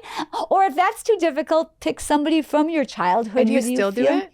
Oh, God, all the time. If I hit some doo-doo, I don't let anything sit. Good. That's why the energy feels good, because I don't. Yeah, it's not stagnant. It's not sitting. I clear every day. Transmute it. I clear every day. I'm like, we got to clear this. We got to clear this. I clear every day. And is going to the gym part of that too, right? Like the fitness? Yeah. If you can, I go to the gym with the intention of working on my processes. I go to the gym, and in the gym, so today I was in the gym before I came here. So I go to the gym, and in my cardio, first I want to talk about one other thing that I do. Can I talk about that before we go to fitness? Yeah. So, and I want to talk about the freedom of expressing your divinity and your practice of divinity in ways, because Joseph Campbell said it in a way that was really beautiful. They're all in their own ways and in their own cultures saying the same thing. I remember being a little girl, and my mom had the TV on, and it was like, this is a long time ago. This is half a century ago. And they were showing this war on TV. And I looked at my mom, and because I was already like a deep soul, and I looked at this and I said, why are they doing this? Why would someone point a gun towards somebody else and kill them? It makes no sense. So I'm like, Mommy, why are they doing this to each other? And they said, oh, and my mom kind of didn't know how to answer it first. And she said, oh, well, they're fighting. And I said, why are they fighting? Why are they killing each other? And she said, well, they're fighting. And then she finally said, she goes, well, they're fighting over God. I just started laughing, and I said, fighting over God? I said, God doesn't care. Why would you be fighting over God? If you can find the divinity in your own perfect way, one, that's a beautiful thing. Embrace it. And two, don't shove it on anybody else. I'm really a proponent of don't push your own beliefs. They're not the only way, and they're not a way that you need. You don't need to push on anybody else. There's no one way that's going to get you where you want to go. I agree. All roads lead to the divine. All roads lead to, call it God, call it. There were a lot of people who were religiously shamed growing up, that it's harder for them to say God. It might be easier for them to say, it's all the same thing. It's all the energy of God, the divine. It's the creator. It's the creator of all and everything. So if we can embrace that, that's really beautiful. Yeah. And I would say find a practice that helps you move out of fear and worry. And for me, meditation is that. And also chanting. A girlfriend of mine, it's funny because I love that you do that. Oh, it's so, and it's really interesting, because what I did was I Googled what it means. There's many different Sanskrit chants. There's Om Namah Shivaya. There's just saying Om, which is the universal language of all and everything. So what do they say it does when you do the Om? It's very powerful. What do you do? You just... Well, I'm going to share with you. I chant Nam Myoho Renge Kyo. And so and what I do, I was turned on to it by two people. One, Tina Turner. She's like one of my biggest inspiration. To see what she went through and how she was able to leave such an abusive situation. She had 67 cents in her pocket when she left. That's Crazy. Nothing. And she said she accredited that. When she passed away, it really touched me when she left the planet, because she had such a huge influence on me. I think she's such an empowered and beautiful and so humble, after all that success, to be so humble and so talented and so beautiful. And so I went back and I really looked at, I wanted to look at some of her videos, and I watched the documentary. And she said that she had the courage to change her life, and the chanting empowered her. So I did some research, and what chanting does is shift from fear, and Buddhists call it suffering, but fear, it's the same word as suffering and fear, it's the same thing. You move from that to empowerment, to self-empowerment. It's such an easy practice. I like that, And so it's easy to do that. It's easy to do that. So on my website, I have a link where you can go, and it's free. It's on YouTube. And what I do is I turn on her chanting. So it's literally Tina Turner. And it's from YouTube? Oh, chanting. wow. It's on YouTube. So I have it on my website, and so I'll give it to you as well. Yeah. So you can just go there, and I chant every morning, and sometimes I chant. And what happens is that when we do things, it's natural to get nervous. It's natural to do that. Oh, we were talking about this. Was it yesterday we were talking about this? Okay. I was talking to a client of mine about this. The energy of fear, and I was talking to a client who actually reminds me of you, and I told her, because she found me through you. Oh, she did good. And so the energy of fear vibrates. It's the same. It's the same feeling. It's not the same vibration. It's the same feeling in your body as excitement. The only difference is that excitement, you add the action to it, whereas fear keeps you stuck. So deep, right? That's deep. I never thought of it like that. Deep, because when you're getting ready to do these things, you get excited, don't you? Yeah, I do. I get but excited. Almost like a nervousness, but it's like so exciting, right? Yeah. Before I dance on stage, before I speak on stage, I'm so excited. Like I just can. And then what you do is you just relax. Take a breath, do the little exercise I taught, allow the divinity to come in through your head and through you, and then you just go ahead and you just start flowing. Because it's like, if you can say, like what happens is people say, I'm so afraid, I'm so scared, I'm so scared, I'm so scared, I'm so afraid, I'm so afraid. You just say, no, wait a second. Dr. Elizabeth said, fear, it feels the same as excitement. What if I said, I'm so excited? Like, just think about that. That's a mantra. That's my second M, is mantras. So if you just say, I'm so excited to do this. And also one of my mantras starts with, I open up to the possibility of this. You could start your moment by saying, I open up the possibility to a beautiful day. Start your day with that mantra. I give all my clients mantras. I have mantras on my website. Mantras are so powerful. If you can tune in to the frequency. Okay, I'm going to start doing mantras. Mantras I've never are done amazing. It. How long do you do it for? Well, usually with the mantras, they just get downloaded to me. But a lot of times, so let's say I'm back to the fitness. I'm walking on the treadmill or running on the treadmill. I have a playlist of mantras. And what I do is I hit my playlist and I just start doing the mantras over and over and over and over again. Doing the mantras. Well, it's working. Yeah. I love it. So when you ask what they can do, number one, meditate. And it doesn't have, I talk about this in my book, it doesn't have to be this big complicated thing. It can be closing your eyes, turn on a beautiful, they have solfeggio frequencies, are beautiful on YouTube. Yeah. Turn on a solfeggio frequency and just meditate for 2 minutes. And do you sleep with stuff in? Like some people can. listen to things when they're sleeping? It really can change your frequency. You can definitely do that. I do it sometimes, but you can definitely do that. So number one is meditation. It's a great way to shift the energy. Number two is mantras. So when you say the mantras, what you want to do is, if I say, I'm having a bad day, I'm having a bad day, I'm having a bad day, I'm having a bad day. It's not going to do that much. I can't ever picture you actually doing that. Oh, no, I listen, I am very human. But here's the difference.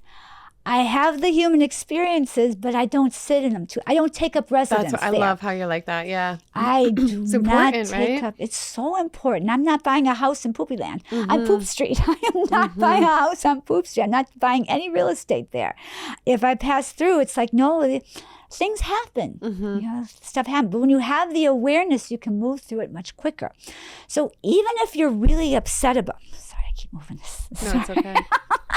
Yeah, I told you I talk with my hands. Okay, so No, it's okay. even if I'm really upset about something, I can start with that, and then what I do is I take a breath. Because when you take a breath, it shifts everything. You create miracles when you take a breath. It's so powerful because people start spinning, and they spin in the fear, they spin in the panic. And then they're not breathing. And then they're not breathing, then they're not thinking straight, then they eat bad, and then everything just spins out, and then they keep this is the key, their focus is on what they're afraid of. They're over, remember I was talking about gate B and gate A. They're over going to Toledo. No offense to Toledo. They're going to Toledo in the middle of winter. Even someone in Toledo would want to come with us to Tahiti in the middle of winter. But if you can, let's say something happens and you get really upset. You first take a breath. And then you begin to catch yourself. And then you begin to watch the thoughts. And if you can in that moment shift the thought from, oh, everything is bad. Everything's going bad in my life. Everything. Remember I told you last time, if you guys missed it, you have to go back to the first interview we did together. And I told the story, which I tell in my book, on how my car got broken into and I found everything. So that's a perfect example. When that happened, and I was not in a good place in my life at that time. That was really not an easy time in my life. And I remember I had the wherewithal to just take a breath, and I did. So what happened was I began listening to the guidance instead of going, my life is so bad. Everything's shit. Everything's da-da-da-da-da-da-da. And had I done that, I wouldn't have found anything because I would have blocked out the guidance. But instead, I took a breath, and in that breath, it changed the focus of my thoughts. And once I caught the first thought, now I keep moving over to gate A and going to Tahiti, where everything life enhancing is. So we want to really focus our attention and our energy. One of my mantras is I focus my attention and energy today and every day, in every moment. I focus my attention and energy on what I want and where I'm going. I love it. What I want and where I'm going. So important. It's so important. Yeah. But it's easier said than done. It's not easy to do. No. Especially in the beginning. Yeah. But when you practice it, the more you practice it, the more you can do it. And the more you do it, the more easy it is to do. And the easier it is to do, the easier it is to do. And on and on and on and on. Make sense? Yeah. I was interviewing Lou Corona again yesterday, you know? Yes. He's in his 70s. He looks amazing. And I noticed that with him, like he's always focused on what he wants. He's always so positive and always focused on the future and always very present, like a lot like you. You never hear him say like things he doesn't want, or I can't do this, or it's just, you know why? The best way to live. You know why? I really want everybody to hear this. So let's say here's the person. Here we are, cute little pink iPad. And if you want to go there, if I want to go gate A, we're going to Tahiti, and I say everything I don't want, there's no way I can go there. This plane here, if I get on this plane, as much as I want it to go to Tahiti, it's going to Toledo. There's nothing I can do about it. So if I keep saying those thoughts about what I eat, that's why if you heard me, remember we talked about the challenge I was going through right now. I snipped it right in the bud. I wouldn't even talk about it. Okay. So here's like a really simple thing that's silly, but just like a starter pack for this. Well, here in LA, I got a haircut that I'm not happy with. So how do I not, it's been bothering me for like the last couple of days. And usually I'm like really high vibe and happy. And it's not bothering me all the time, but moments it gets in my head and then I'm like, I wish it didn't happen. I wish my hair was the same as it was like a few days ago. And it's bothering me. And then I look in the mirror, I'm like, let me throw it up. I don't like it. So how do I just not focus on it while it grows out and it as it is? It's like a good example for anything really, right? It's genius. It's a genius question. And it's silly to some people, I'm sure, but it bothers me. You know why it's not silly? because it's something that is important to you. So the first thing we want to do, so first of all, let's do this first. You have to forgive yourself for making the decision. When you were rushed and you didn't really have the time, and I guarantee you, even if you think about it, something, and you might have even said, you don't have time for a haircut, don't go over and do it today, let it be. But you went ahead and you did it. So first thing we have to do, part of what you're mad at is you're not letting yourself off the hook for a decision that you made that led to something that you're not happy with. I think that happens to a lot of us with things, right? Yeah. So does that resonate? That's exactly it.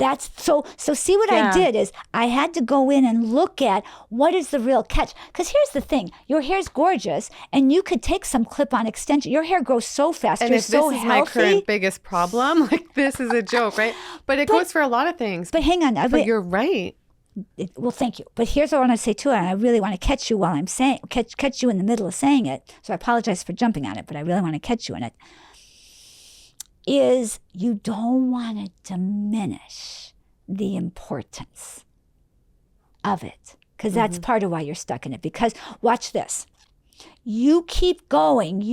So you're beating your. So is it okay if I say this on here? Yeah, it's okay of if I read course. this? Okay. Oh, yeah. So this is really helpful for everyone watching. No, I'm happy for you too, because it applies to a lot of things. It applies to everything. So number one, you have to let yourself off the hook and forgive yourself for you were too busy to go and do it, and you did it anyway. But number two, you actually are in a lot of judgment about the fact you're upset about it. And so what happens is you're being pulled gate B, Toledo, gate A. You're with your little wheelie suitcase going zoo, zoo, zoo, zoo, zoo, zoo, zoo, zoo. So really listen to this. So the moment we can clear, and we'll do it right here and right now in this moment, we'll clear. So I need to tell everybody, when I hit energy that is in someone's space that they don't want to be there, that's kind of blocking your space, and it's kind of, you're bumping like up against it. Resistance, right? The resistance, I'll start to yawn. And so if I'm yawning, that's why, because it's a part of the clearing process. And so that's just what I do. So I just have to tell them. So I have to tell you guys. So you are in, I guarantee you, when we let this go, you're gonna feel fine about the hair. And then you'll be able to make a new choice about A, B, C, and D and what you want to do. Yeah, I don't like to have the resistance, because then if I'm like, if I really have the resistance with something, then it's going to give me more things to attract to have the resistance. And I'm like, I got to let this go. So here's what we're going to do. Are you willing to be open to the possibility of letting go of the resistance right now? Yeah, you really are. You're really free in this. You're not hooked in it. You're really free. So the biggest thing is right now, let's do the biggest thing first. The biggest thing is you're beating yourself up and being judgmental about being angry about something as simple, and you're even saying the word petty. As vain or petty as a haircut. You're upset with yourself. Yeah. And so can we let that go? It's your gorgeous hair, and he effed it up. And hair is hair. And if you're cutting an inch or two off, it's going to be a couple months. And I want to honor you, and you want to honor yourself by loving your hair and loving the beauty of your hair and being able to it's okay. I love my hair and I love the beauty of my hair. But I think a lot of us are raised in a way where we feel bad to be. It's like we're told, That's the deeper part. And if we really did a big session, we would go into who was judgmental with you and what was the judgment in the family around your looks. You look. When I saw you today, I was like, you saw my face. I was like, oh my God, you're gorgeous. I could put you on the cover of Vogue. Thanks. You look like the bone structure, the body with the outfit. You look like you just were in a photo shoot. You're stunning. But it's owning that. It's being able, somebody judged you on the way you. I love the yawning. Yeah. There was a lot of judgment around, growing up around, that's silly. Don't put your attention, Don't put your attention there. That's silly. That's superficial. That's, that's nonsense. But it's an expression of you, like fashion is. Like, have you ever seen someone shamed? Like, have you ever seen some fashion influencers that are shamed? Oh, yeah. Yeah, they're shamed. It's like, look at them. They're just, there's people dying in the world. Why are they? Well, it's fun and it's light, and everybody has to wear clothes. You might as well be fashionable about it, and you might as well enjoy it. And they're having the best time. So the ones that are successful have let go of that shame. So in this moment, can we let go of the shame about being able to be focused on how gorgeous you are and your beautiful hair and your beautiful body and your beautiful face and the expression of your fashion on your channel and in your life. Well, I feel better. Thanks. But so what you want to do is we really want to move it. So just close your eyes for a second. And we're just going to see like a little, we're just going to flush it. Let's just see it flushing down the toilet. How does that sound? So you're just going to see it and just see that energy leaving out of your body. Whatever you give permission to. Like, I give myself permission. So your mantra is, I give myself permission to let go of judgment around my looks. How does that resonate when I say that? It's huge, isn't it? And no one would know this to look at you. Had I not dove into this picture, we wouldn't have gotten to. That's why I'm saying, well, where'd you get that, Dr. I think we Elizabeth? go through other traumas too sometimes, right? And then it can trigger things when something happens too, right? Completely. So with that, how did that feel? That felt good. And then your next mantra is, I give myself permission to express my full beauty out in the world. I love that. So go ahead, say that. I give myself permission to express my full beauty out in the world. Out in the world. Now let's look so that you feel a little better, don't you? It's a little less resistance there. Now let's look at. Okay, this is a big one. So I just want to touch on this one. It's so big, it's making me burp. So I don't think your audience is ready. Please cut this part out. I don't think your audience is ready for that, but I'll share with you. But don't put that in. Don't put that in the video, okay? But when the energy is really, really big, I'll burp. Yeah, and you will too when we move. Yeah, because it's moving the energy out of the body. Yeah, so. Yeah, so I always have to tell people this is a shame-free zone, so that they can really have a big clearing. Yeah, but I don't think the audience. They're not ready to quite hear that. But the yawns, they're ready to hear. I can see that they're not ready to hear the other. Okay, so we'll go back now. So the other thing we want to let go of is we want to let go of the place where you're in judgment about rushing and going to do the haircut and now beating yourself up for thinking it was a bad some of these things just happen really fast, you know? And I think it's like before I got married, when I was younger, I went to the dentist for just like a couple of veneers on my front teeth when I was like 21. And they were like, you can't just do two. It won't look right. You have to do your whole smile. And I didn't really, it just happened so fast. Yes. And then I was like, okay, I just trusted them. And then they did my whole smile and they botched it at the time. And I was like, what the heck just happened? And right like my before smile, I'd wedding, had braces right? off. Like I had nice teeth. Yeah, and it was so traumatic. So traumatic. So that's why I think like I get extra triggered if someone messes with like my body and something happens too that I'm not happy with. Yeah. I don't know. But at the same time, like it's just a shell, right? Like it's not who I truly am, the body anyway. So hang on. So can we really do this? Yeah, of course. Did you watch how you went in again and negated your own value for what we talked about with owning your beauty? Oh, it's just the body. True. Yeah. And watch this. This is even deeper. You're right. Did you notice how unconscious? Like it's an unconscious loop. So in our clearing, when we do a session together, that's part of what I'll clear. There's an unconscious loop inside you that kicks in. There's a couple of them that I see already. There's some unconscious loops that kick in. And what we'll do is we're already, what I'll do is in my sessions, I scoop you up into the higher dimensions. And you help people become their best self, and I feel like. It's 1,000%. And in that, then we're able to clear really effectively. Here we're just doing, I think it's a great idea to do a little something. But I can see those unconscious loops playing, and that's what, and they're playing, like playing meaning they're running, and then they're also triggering you. So the haircut was far more triggering because something has happened before, completely. And also, and I'm a bit of a perfectionist. So if I don't like something, I'm like, yes, I don't know. Maybe it's the Virgo. I don't know. Yeah, it's the Virgo aspect. You have the Leo aspect and the Virgo aspect. 1,000%. 1,000%. And so for now, can you just begin to let go of, remember we talked about self-punishment and harshness. It's a little harsh. And it's natural. We all do it. Listen, and you have none of it? Do you have none of it? You do it sometimes? Oh, God. We all have it. Yeah, because I do it sometimes. Yeah. I was not happy when they messed up my hair. Two guys really messed up. Oh, trust me.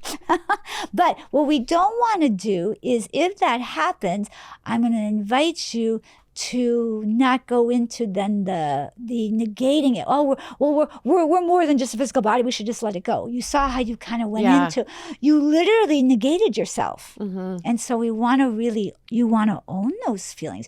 You have gorgeous hair. People would die for your hair. You own it for a bit. You respect that, and you're aware that you feel that way, and then you just let it go. No, none of that. So none of that. So if we were working in this session, which would be really big, and I'd have you already into your space, we call it getting you into your space, which is just a process, which I won't do right now. But if we would do that, what I would have you do is I would be intuitively and energetically clearing those blocks. Since you're present, we can't do it now because you're actually present in the interview, thinking of the next question. You're running at your 90 miles an hour, like how we usually do. And when I put someone in their space, they're quiet and they're calm. And from that space, I'm able to move. But I was able to see the pictures. So in seeing the pictures, I know exactly, and I read in present time. So even though I've seen these pictures, when we do our session for you, I'll read you in present time and we'll clear what's ready. I'm excited. I'm super excited. You said it the last time. I remember you said it the first time we interviewed, you said you wanted to do it. And it'll be amazing. You'll love it. Next time I come here, we'll do it in person. But you do it with people too, over Zoom, things like that too, right? I only do it. I never do it I don't ever do it in person. Yeah, you guys have to go do a session with her. She's powerful, especially in person, but on Zoom too even. Oh, it's the same thing. Yeah. Even when I interviewed you on Zoom, I could feel... Yeah. It's the same thing because you guys, whoever I work with, you guys would close your eyes and then I'm able to go in. And also, it might sound weird to some people, but you'll get it. I energetically teleport myself. I literally had a client, I've had several clients say this, but specifically, I remember the first time that a client said this to me was years ago, and she was in New York, and she said, "Oh my God, Dr. Elizabeth, I feel you sitting right next to me." She said, "You're in LA, I'm in New York. I don't know how that's possible, but I can feel." I said, "Well, I teleport myself to you when I read you. We're in the same space." And how we do that is I'm taking you out of space and time. The third dimensional realm is that. It is space and time. We go out of space and time, and out of space and time, we're in the same realm, so I'm right there with you. So when we do the interviews, it's the same thing. It's why I have people all the time say, "Dr. Elizabeth," they're always saying, come back to YouTube, please come back, which Gillian she did it, you guys. You have to thank her. She's the one who talked to me. I'm going to start, I think in August. Don't hold me to it. Okay. But August or September, I'm coming back. Good. I'm so glad. Yeah. Yay. I know, right? You're great on YouTube. And you get great views. But you're great. I love it. It's a lot of work though. Well, here's the thing. But it's worth it. People will say, if I'm going through a difficult time, I'll turn on your channel. You make me feel better. So I'm actually scooping them up into the higher realms because it was filmed in the higher energy. So people who watch it if they're tuned in enough, they'll feel that higher energy. Exactly. So that's what we do when we work together. So let's just finish with you with this little mini. I want people to know this isn't the real session because I actually do a whole process with you, but I want people to at least get a taste of it. And I want to help you clear this with the hair. So number one, are you willing to let go of the judgment about judging yourself, that it is vain and it is trivial for caring about your hair? Can you let that go? Really let that go. Like see a button in front of you and push the button and really let that go. Now let's let you off the hook for judging yourself for rushing and going to do the haircut before you, instead of just taking your time and doing it. Can you clear that one? So let that one go out of your body.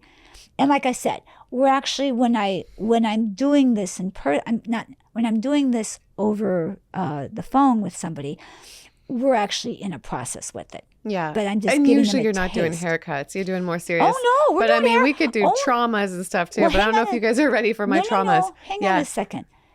it's all, and this is what I really want you to hear. It's all the same thing. We don't want to trivialize anything. It's all the same. I really love the movie Eat, Pray, Love. And I remember in the beginning of the movie, the very first, I've seen that movie a couple of times. And so she's talking and she said, I remember my friend was assigned her. In the movie, Elizabeth Gilbert, played by Julia Roberts, is saying, it's a voiceover. And she said, I remember a friend of Elizabeth Gilbert's was a therapist, and she was assigned the boat people who were coming over to take care of them. And she said, I don't know, how am I going to deal with this level of trauma with them? And then she said, when I got there, she said, all they wanted to talk about was my sister hooked up with my boyfriend who I was really in love with, but I think he's really still in love with me. And I had a bad haircut and I had this, because that's the stuff of life. We make it that the traumas are the only things, and we can't let ourselves off the hook for being upset. One of the first things we talked about in the beginning of the interview is let yourself off the hook. We want to really let ourselves off the hook for not being self-punishing. I feel like that's one of the biggest things, punishing ourselves. It's a big, for everybody, it's a really big thing. Because especially if you were raised, if one of your coping mechanisms is perfectionism, which it is for me. It is for me. And it is for you. So letting ourselves off the hook is huge. But it's like things are going to happen, right? We're not going to live in a world where everything goes perfect. Nothing. There is no such thing as perfect. Because sometimes I always want, something goes wrong. You know why? But it's like things are going to happen. So do you want to know why? Why? And maybe we can help let this go. It's a sense of control of the unknown. So in the work I do with my clients in my groups and in my large groups and in my masterminds and privately, well, remember in the very beginning I talked about empowerment. When we are empowered, we have a stronger sense of how we direct our life, which allows us to have much less uncertainty. I guarantee you, if you were already working with me as a client, you wouldn't have gotten that haircut. I guarantee you. Because I was thinking, how did I attract this? Excuse me. You know why? There's the energy coming out.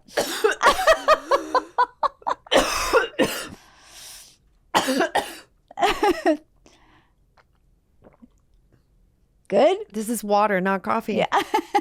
So. No, things have been going so well. I've been feeling so good. So it's like, how did I attract that bad haircut? So. Excuse me. Because in the moment. It's all the negative energy of it coming out. No, not that. Not so much that. You were just rushing. And in the moment, you didn't stop to take a breath. I didn't decide to get a haircut. Exactly. He came to style my hair. Exactly. And he was like, it needs a little trim. There and you he's go. like a world-renowned hairdresser. But it doesn't matter. And I was like, if I can trust anybody to trim my hair, it's probably him, right? But it's... So I just kind of went with the flow. So can I tell you something? That was a mistake. Well, so let's call it was a misstep, but let's call it this.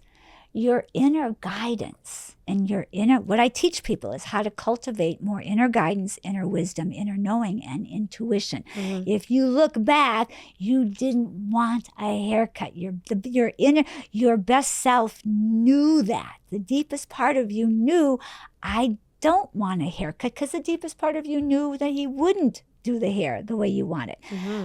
So when you begin to trust yourself even more, which this work does. You know what, too? Like when he was starting to do it, I had fear around it. And exactly. So that's probably why it got messed up too, right? No. So stay with me. So don't say anything for just a second. Stay with me on this. This is huge. So the fear wasn't, your fear didn't cause the bad haircut. I want you and everybody else to hear that. Okay. Your fear did not cause the bad haircut. He was not the person to cut your hair. And the deepest part of you knew it, which is why you didn't schedule a haircut with him. You just scheduled a style. The fear came from the deepest part of you knowing this is not the person to cut your hair. Wow. The wisest part of you knew better. But then, so really listen to this and don't say anything just for a second.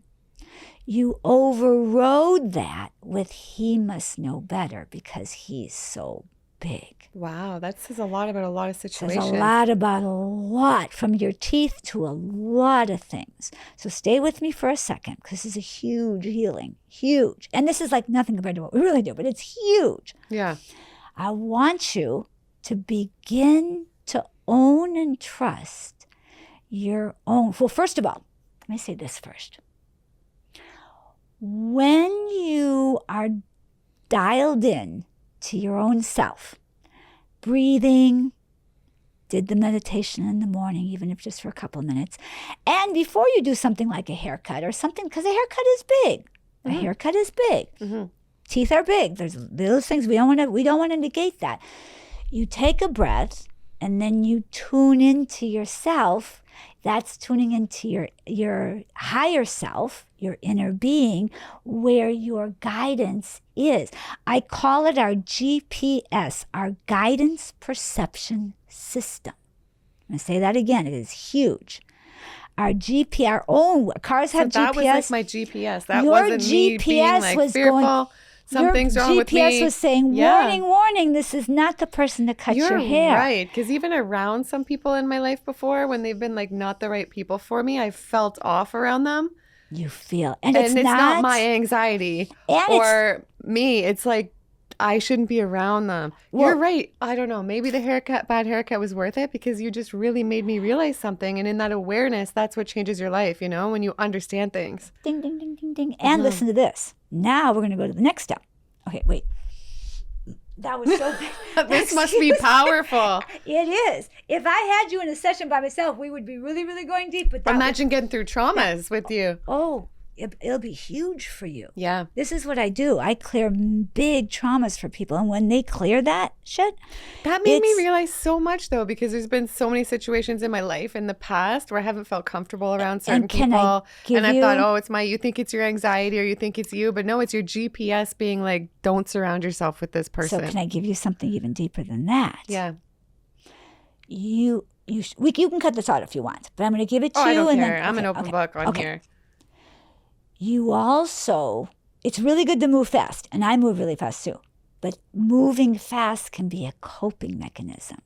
And sometimes you move a little, like, I don't want to say the word too fast, but sometimes you move really fast so as not to feel. And that can cause trouble as well.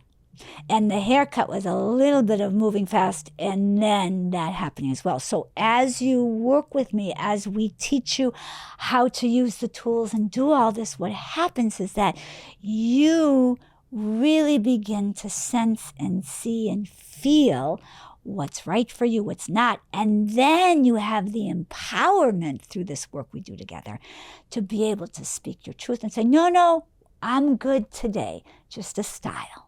And then he's like, no, I can just, no. Now I know that. I'm good. Yeah.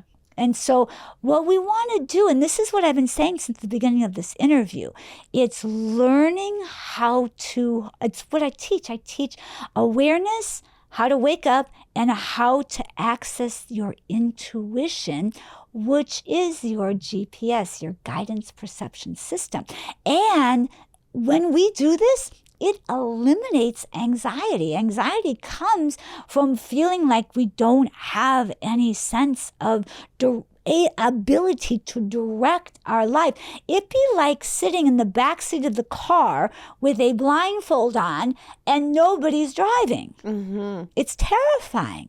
It's why most people, and then think about it. On top of that feeling, you have an unconscious world bombarding you with do this, do that, take this, take that, go here, go there, look like this, look like that. No, that's bad. No, now that's good. No, skinny's in. No, now round is in. No, now this. Now not that. No, you have to be this. Now you have to shut the fuck up. I'm sorry. You get to be you with your divine expression, and then you get to own that.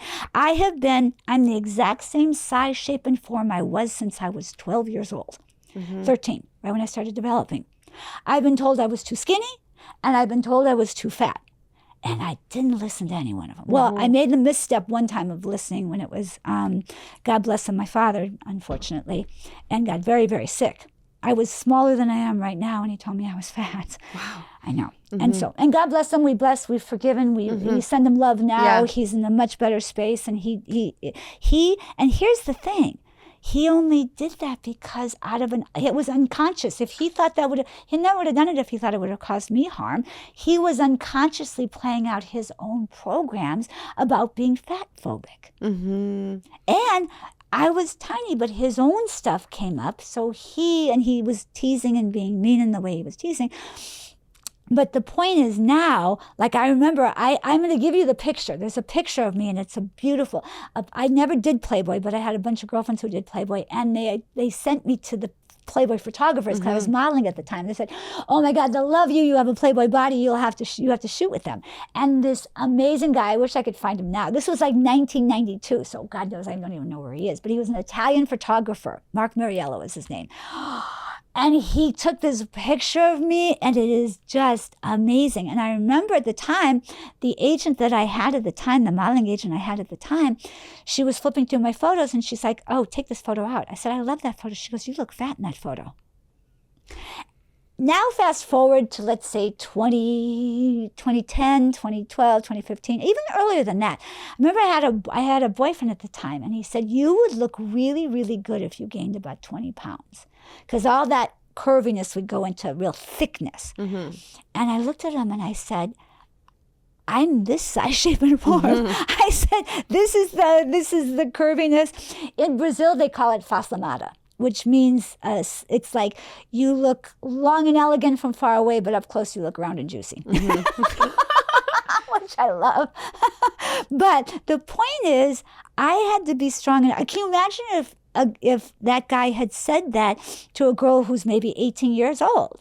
She would have messed up her life. Mm-hmm. She could have just and not to say gaining 20 pounds, but she would have messed up her life and messing up her health and not being able to be the size, shape, and form and then she would always be messed up because she would be adjusting herself according to what someone else, instead of being, no, this is me and this is the size, shape, and form I want to be. Yeah. Wow, powerful. Right? Well, I'm just wondering too, like back with what, like the hair stuff and all that. Yeah. That just really made me realize so much about life with the GPS and listening to yourself. Our guidance perception. Is there something that comes to mind with you where there was a case where you didn't listen to your GPS and then something happened? Well, let me do this first. Before we do that, I want to just finish up with the hair because it's really, really important. So now that we gave you a little bit of awareness of what's going on, which will be really, really helpful if we... That helps me the most. Like the awareness. That's the why, you know what? Awareness is huge. I went through some trauma a couple years ago, and I talked to a lot of therapists, and nothing helped. It was just I'd feel worse at the end of the call. Can I tell you why? And then I found Dr. Doug Lyle, like the therapist that I use, and he just makes you understand things and understand why things happen. And then I'm over it. Like, so it's just like, boom. Let me share this. The deepest part of what I do, we aren't really able to do here. But that part is that's one step past just the awareness, where we actually clear the energy out of your physical, mental, emotional, and energetic body. So it's one thing to have awareness, but then it comes back. When we clear the energy out, it's gone for good. And that's the next step. So that takes it to the next level, which is really next level. So let me just give you this. Now, because you have the awareness, but you might, in a day or two, it might kick in with the hair. You want to have steps. What can I do right now? For sure, no New York. Don't go New York. Don't do that. Because cutting it more won't make you happy. I'm telling you that for sure right now. Yeah.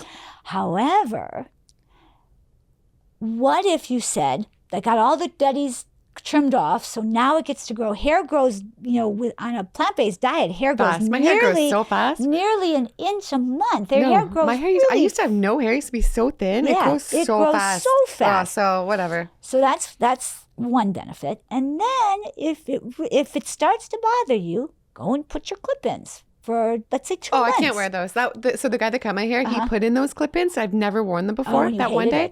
And he was like, I'm going to try these. And I was like, so I just went with the flow. I'm like, maybe it's meant to be. Okay, I've never done this before. I couldn't stand them. Okay, you hated it. I hated it. Okay, so no on that. So instead, all you have to do is put your focus and attention on your hair is healthy now and you're growing it. And that's it. But then, now that you have the awareness, and then when we work together, we're actually going to clear some of those deeper things that are going on for you. Okay? I love it. I love it. Yeah. Yeah. Okay. So, Well, it's good because we all want to live our best life, right? And these things do that. It's all these things, the fitness, the food, the clearing the energy, the positive thinking. we were going to talk about fitness for a second. You wanted to talk about fitness for a second? Or you can continue on with where you're at. Okay. Yeah. So, well, let's see. What would be the next? Well, first of all, how are we doing time-wise? Well, we don't have too much more. What time is it now? It's 5:10. What? Yeah. How long has it been so far? Yeah, it's sitting at about 2 hours now. Yeah, so we don't want to go too much longer. I can talk. I just realized that. Oh my God. Okay. Well, look at what you wanna. Have you ever had anybody talk as much as me? No, it's good. No, I did one with Lou last night. It was 3 hours. Okay. No, long is good. Okay, the you longer sure? the videos on my channel do better. Okay. Oh all yeah, right. it's good. Okay, so And let I me like just. it to flow. It hasn't felt like it should Oh have my stopped God, yet, or I would have stopped it. Oh no, it's been Yeah. amazing. Yeah. I just want to see if there's any other topics we want to talk about. I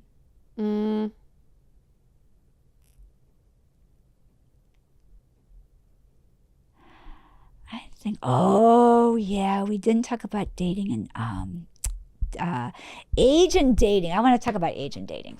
Let's talk about that. Are you okay with that? Yeah. Okay, perfect. Yeah. Okay. So, do we need to segue into it at all? I'll just say, one of the things that, or do you want to ask me the question about age and dating, or how do you want to set it up? Yeah. What do you Okay. think I should ask you? And then I'll say, you know what? Well, one other thing. Well, you can say something like, since you're 64 and you have so much energy, I'd love you to have a conversation about age and dating. Yeah. Okay. Well, another topic. And since you're 64, you have so much sorry. energy. Hang Yeah. Speaking of hair, now mine's driving me crazy. Okay. Yeah. Okay, go ahead. Well, you're 64. You're beautiful. You have so much energy. So how is like dating at 64? Okay, so no, ask me. I want you to ask me in the first way you asked me. Since age you're and dating? 64 and you have so much energy, Yeah. tell me a little bit about age and dating. Yeah. 'Cause that's what I really want to Yeah. talk Well, about. also, since you're 64 and you have so much energy, tell me a little bit about age and dating. Okay. I love this question, and I talk about this a lot. I think that it's really important that we don't focus on age, because I have met so many people who are incredibly mature at a much younger age, and I've met a lot of people who are incredibly immature at a very mature age. And I think what it is, it's about not limiting ourselves. I remember the very first time, I pretty much, up until I was around 37, 38, I always dated kind of around my age. So within a couple of years of my age. And I remember I was at the gym and I met this guy, and it was funny because he dropped something and I picked it up from him. I said, "Oh, you dropped this." And he had this big, beautiful smile. And he said, "Hi." And we just started talking, and he asked me out. And I don't know if somehow age came up. And he actually, I found out afterwards, he lied about his age, but he said he was 24 and I was 37 and going on 38. And now I think about that and I would be like, it wouldn't have even be a blip on the radar screen. Yeah. But at the time, because I had this thing about age, I was really stuck in this. I was really stuck with it. And I was like, "I can't date you." And he's like, "What do you mean you can't date me?" And he said, "You're 24. And come to find out afterwards, he was actually only 20, but he lied. He said he was 24. I'm best friends with one of his friends from back there. Still best friends with one of his friends from back there. But it was funny because I remember he finally came up to me and he said, "Oh, for God's sakes, get over yourself. The woman I dated before you was 50. And I remember I was only 37 going on 38, and it blew, literally the top of my head blew off. Like the emoji, mind blown. And we dated and we had a fabulous time, and it didn't work out for many other reasons, but it just blew that paradigm. And so for a long time, I've always pretty much from around 40, I dated men who were younger than me because they have more energy than me. But then I remember I was in my late 50s, like I was like 58, something like that. And I somehow, again, very limiting on my part, I had an arbitrary cutoff of 40. I wasn't going to date under 40. Like what? Like that's a rule or something? It's like, it was ridiculous. But I remember I had it, and I had an intern working for me, and he was in his young 30s, and it's like, "Dr. Elizabeth," he said, "why would you limit yourself? There's amazing guys." So I opened up. I literally said to myself, "Okay, I'm going to let that go. I'm just going to totally let that go." And the next day I met this guy, and we had a really amazing connection. He was 38. And I wouldn't have given it, if I had that limiting belief, I wouldn't have given him a chance. Exactly. And we dated, and we didn't stay dating because he wanted kids and I didn't want kids, but we had a fabulous time. And there was a 20-year age difference. And I think I might have mentioned when we were talking in the one video, I said, I'm 64 now and I dated a 32-year-old, I dated a 38-year-old. There's a fabulous guy who's 70 who is fabulous, who's paying attention to me right now, and he's amazing. And if he comes forth, I will totally date him. And there's a fabulous 38-year-old right now who's fabulous, who's paying attention to me. It just doesn't matter. It doesn't matter. And here's the thing. It has been palatable for men to do it for a very long time, but not for women. And so I really wanted to make a point of coming on and saying this, that it's really important that we give ourselves permission to think outside of an imaginary box that is only limiting anyway. With everything, there's all these boxes with all these things, right? Well, that's my whole thing is live outside the box. That's the whole premise of. In fact, what I say this on Instagram all the time. I said, develop a blatant disregard for life's memo about aging. I love it. Right? I love it. It was a great download. I love that download. It's so empowering with that. It's so empowering. Like, why would you have to be limited by that? Like, says who? Like, says who? We don't have to do. So true. We don't have to do any of that. So true. I love that. Yeah. So I want people to really know that they can give themselves permission to date someone, same sex, opposite sex, age difference. It doesn't, race difference. It doesn't matter. It's if we are lucky enough in life to find true love with another human being where you're connected body, mind, heart, soul, and spirit, that's the best gift in the world. Yeah, that's all we're really looking for. So true. I really invite people to do that. It's well, really you're important. incredible. And the energy you have. No, it's like you could go on for no, I love it. But the energy doesn't stop. No. It's just like natural and just almost like superhero energy. I don't know. It's hard to explain, but you have some of the best energy I've ever been around. Literally, I mean that. You're so uplifting and it's so inspiring. You inspire so many people. So I love having you on. Thank you. Can I tell you though, what it is, and it's available for everybody when you tap in to the divine.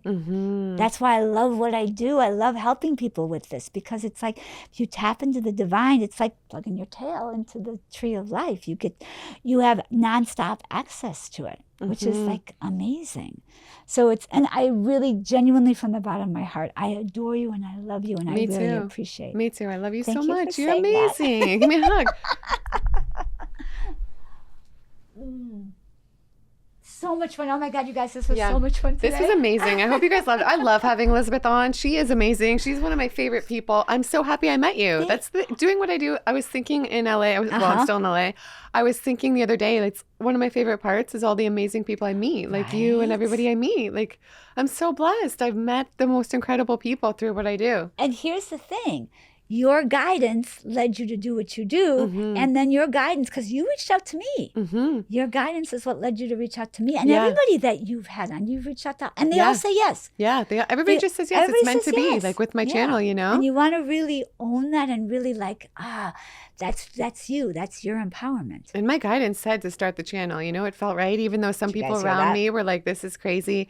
And it was costing me a lot of money when I first started because it wasn't making anything. Trust me, I know. And I didn't know how to film or edit. So I was like paying like this. So people are like, you're crazy. But I just tuned them all out because I knew it was the right thing to do. And it's just never felt more right than anything. And you know what? That's a perfect example of listening to your GPS, your guidance perceptions. Yeah, I definitely did there. Perfect example of that. And I want to do that all the time, which I'm pretty good at.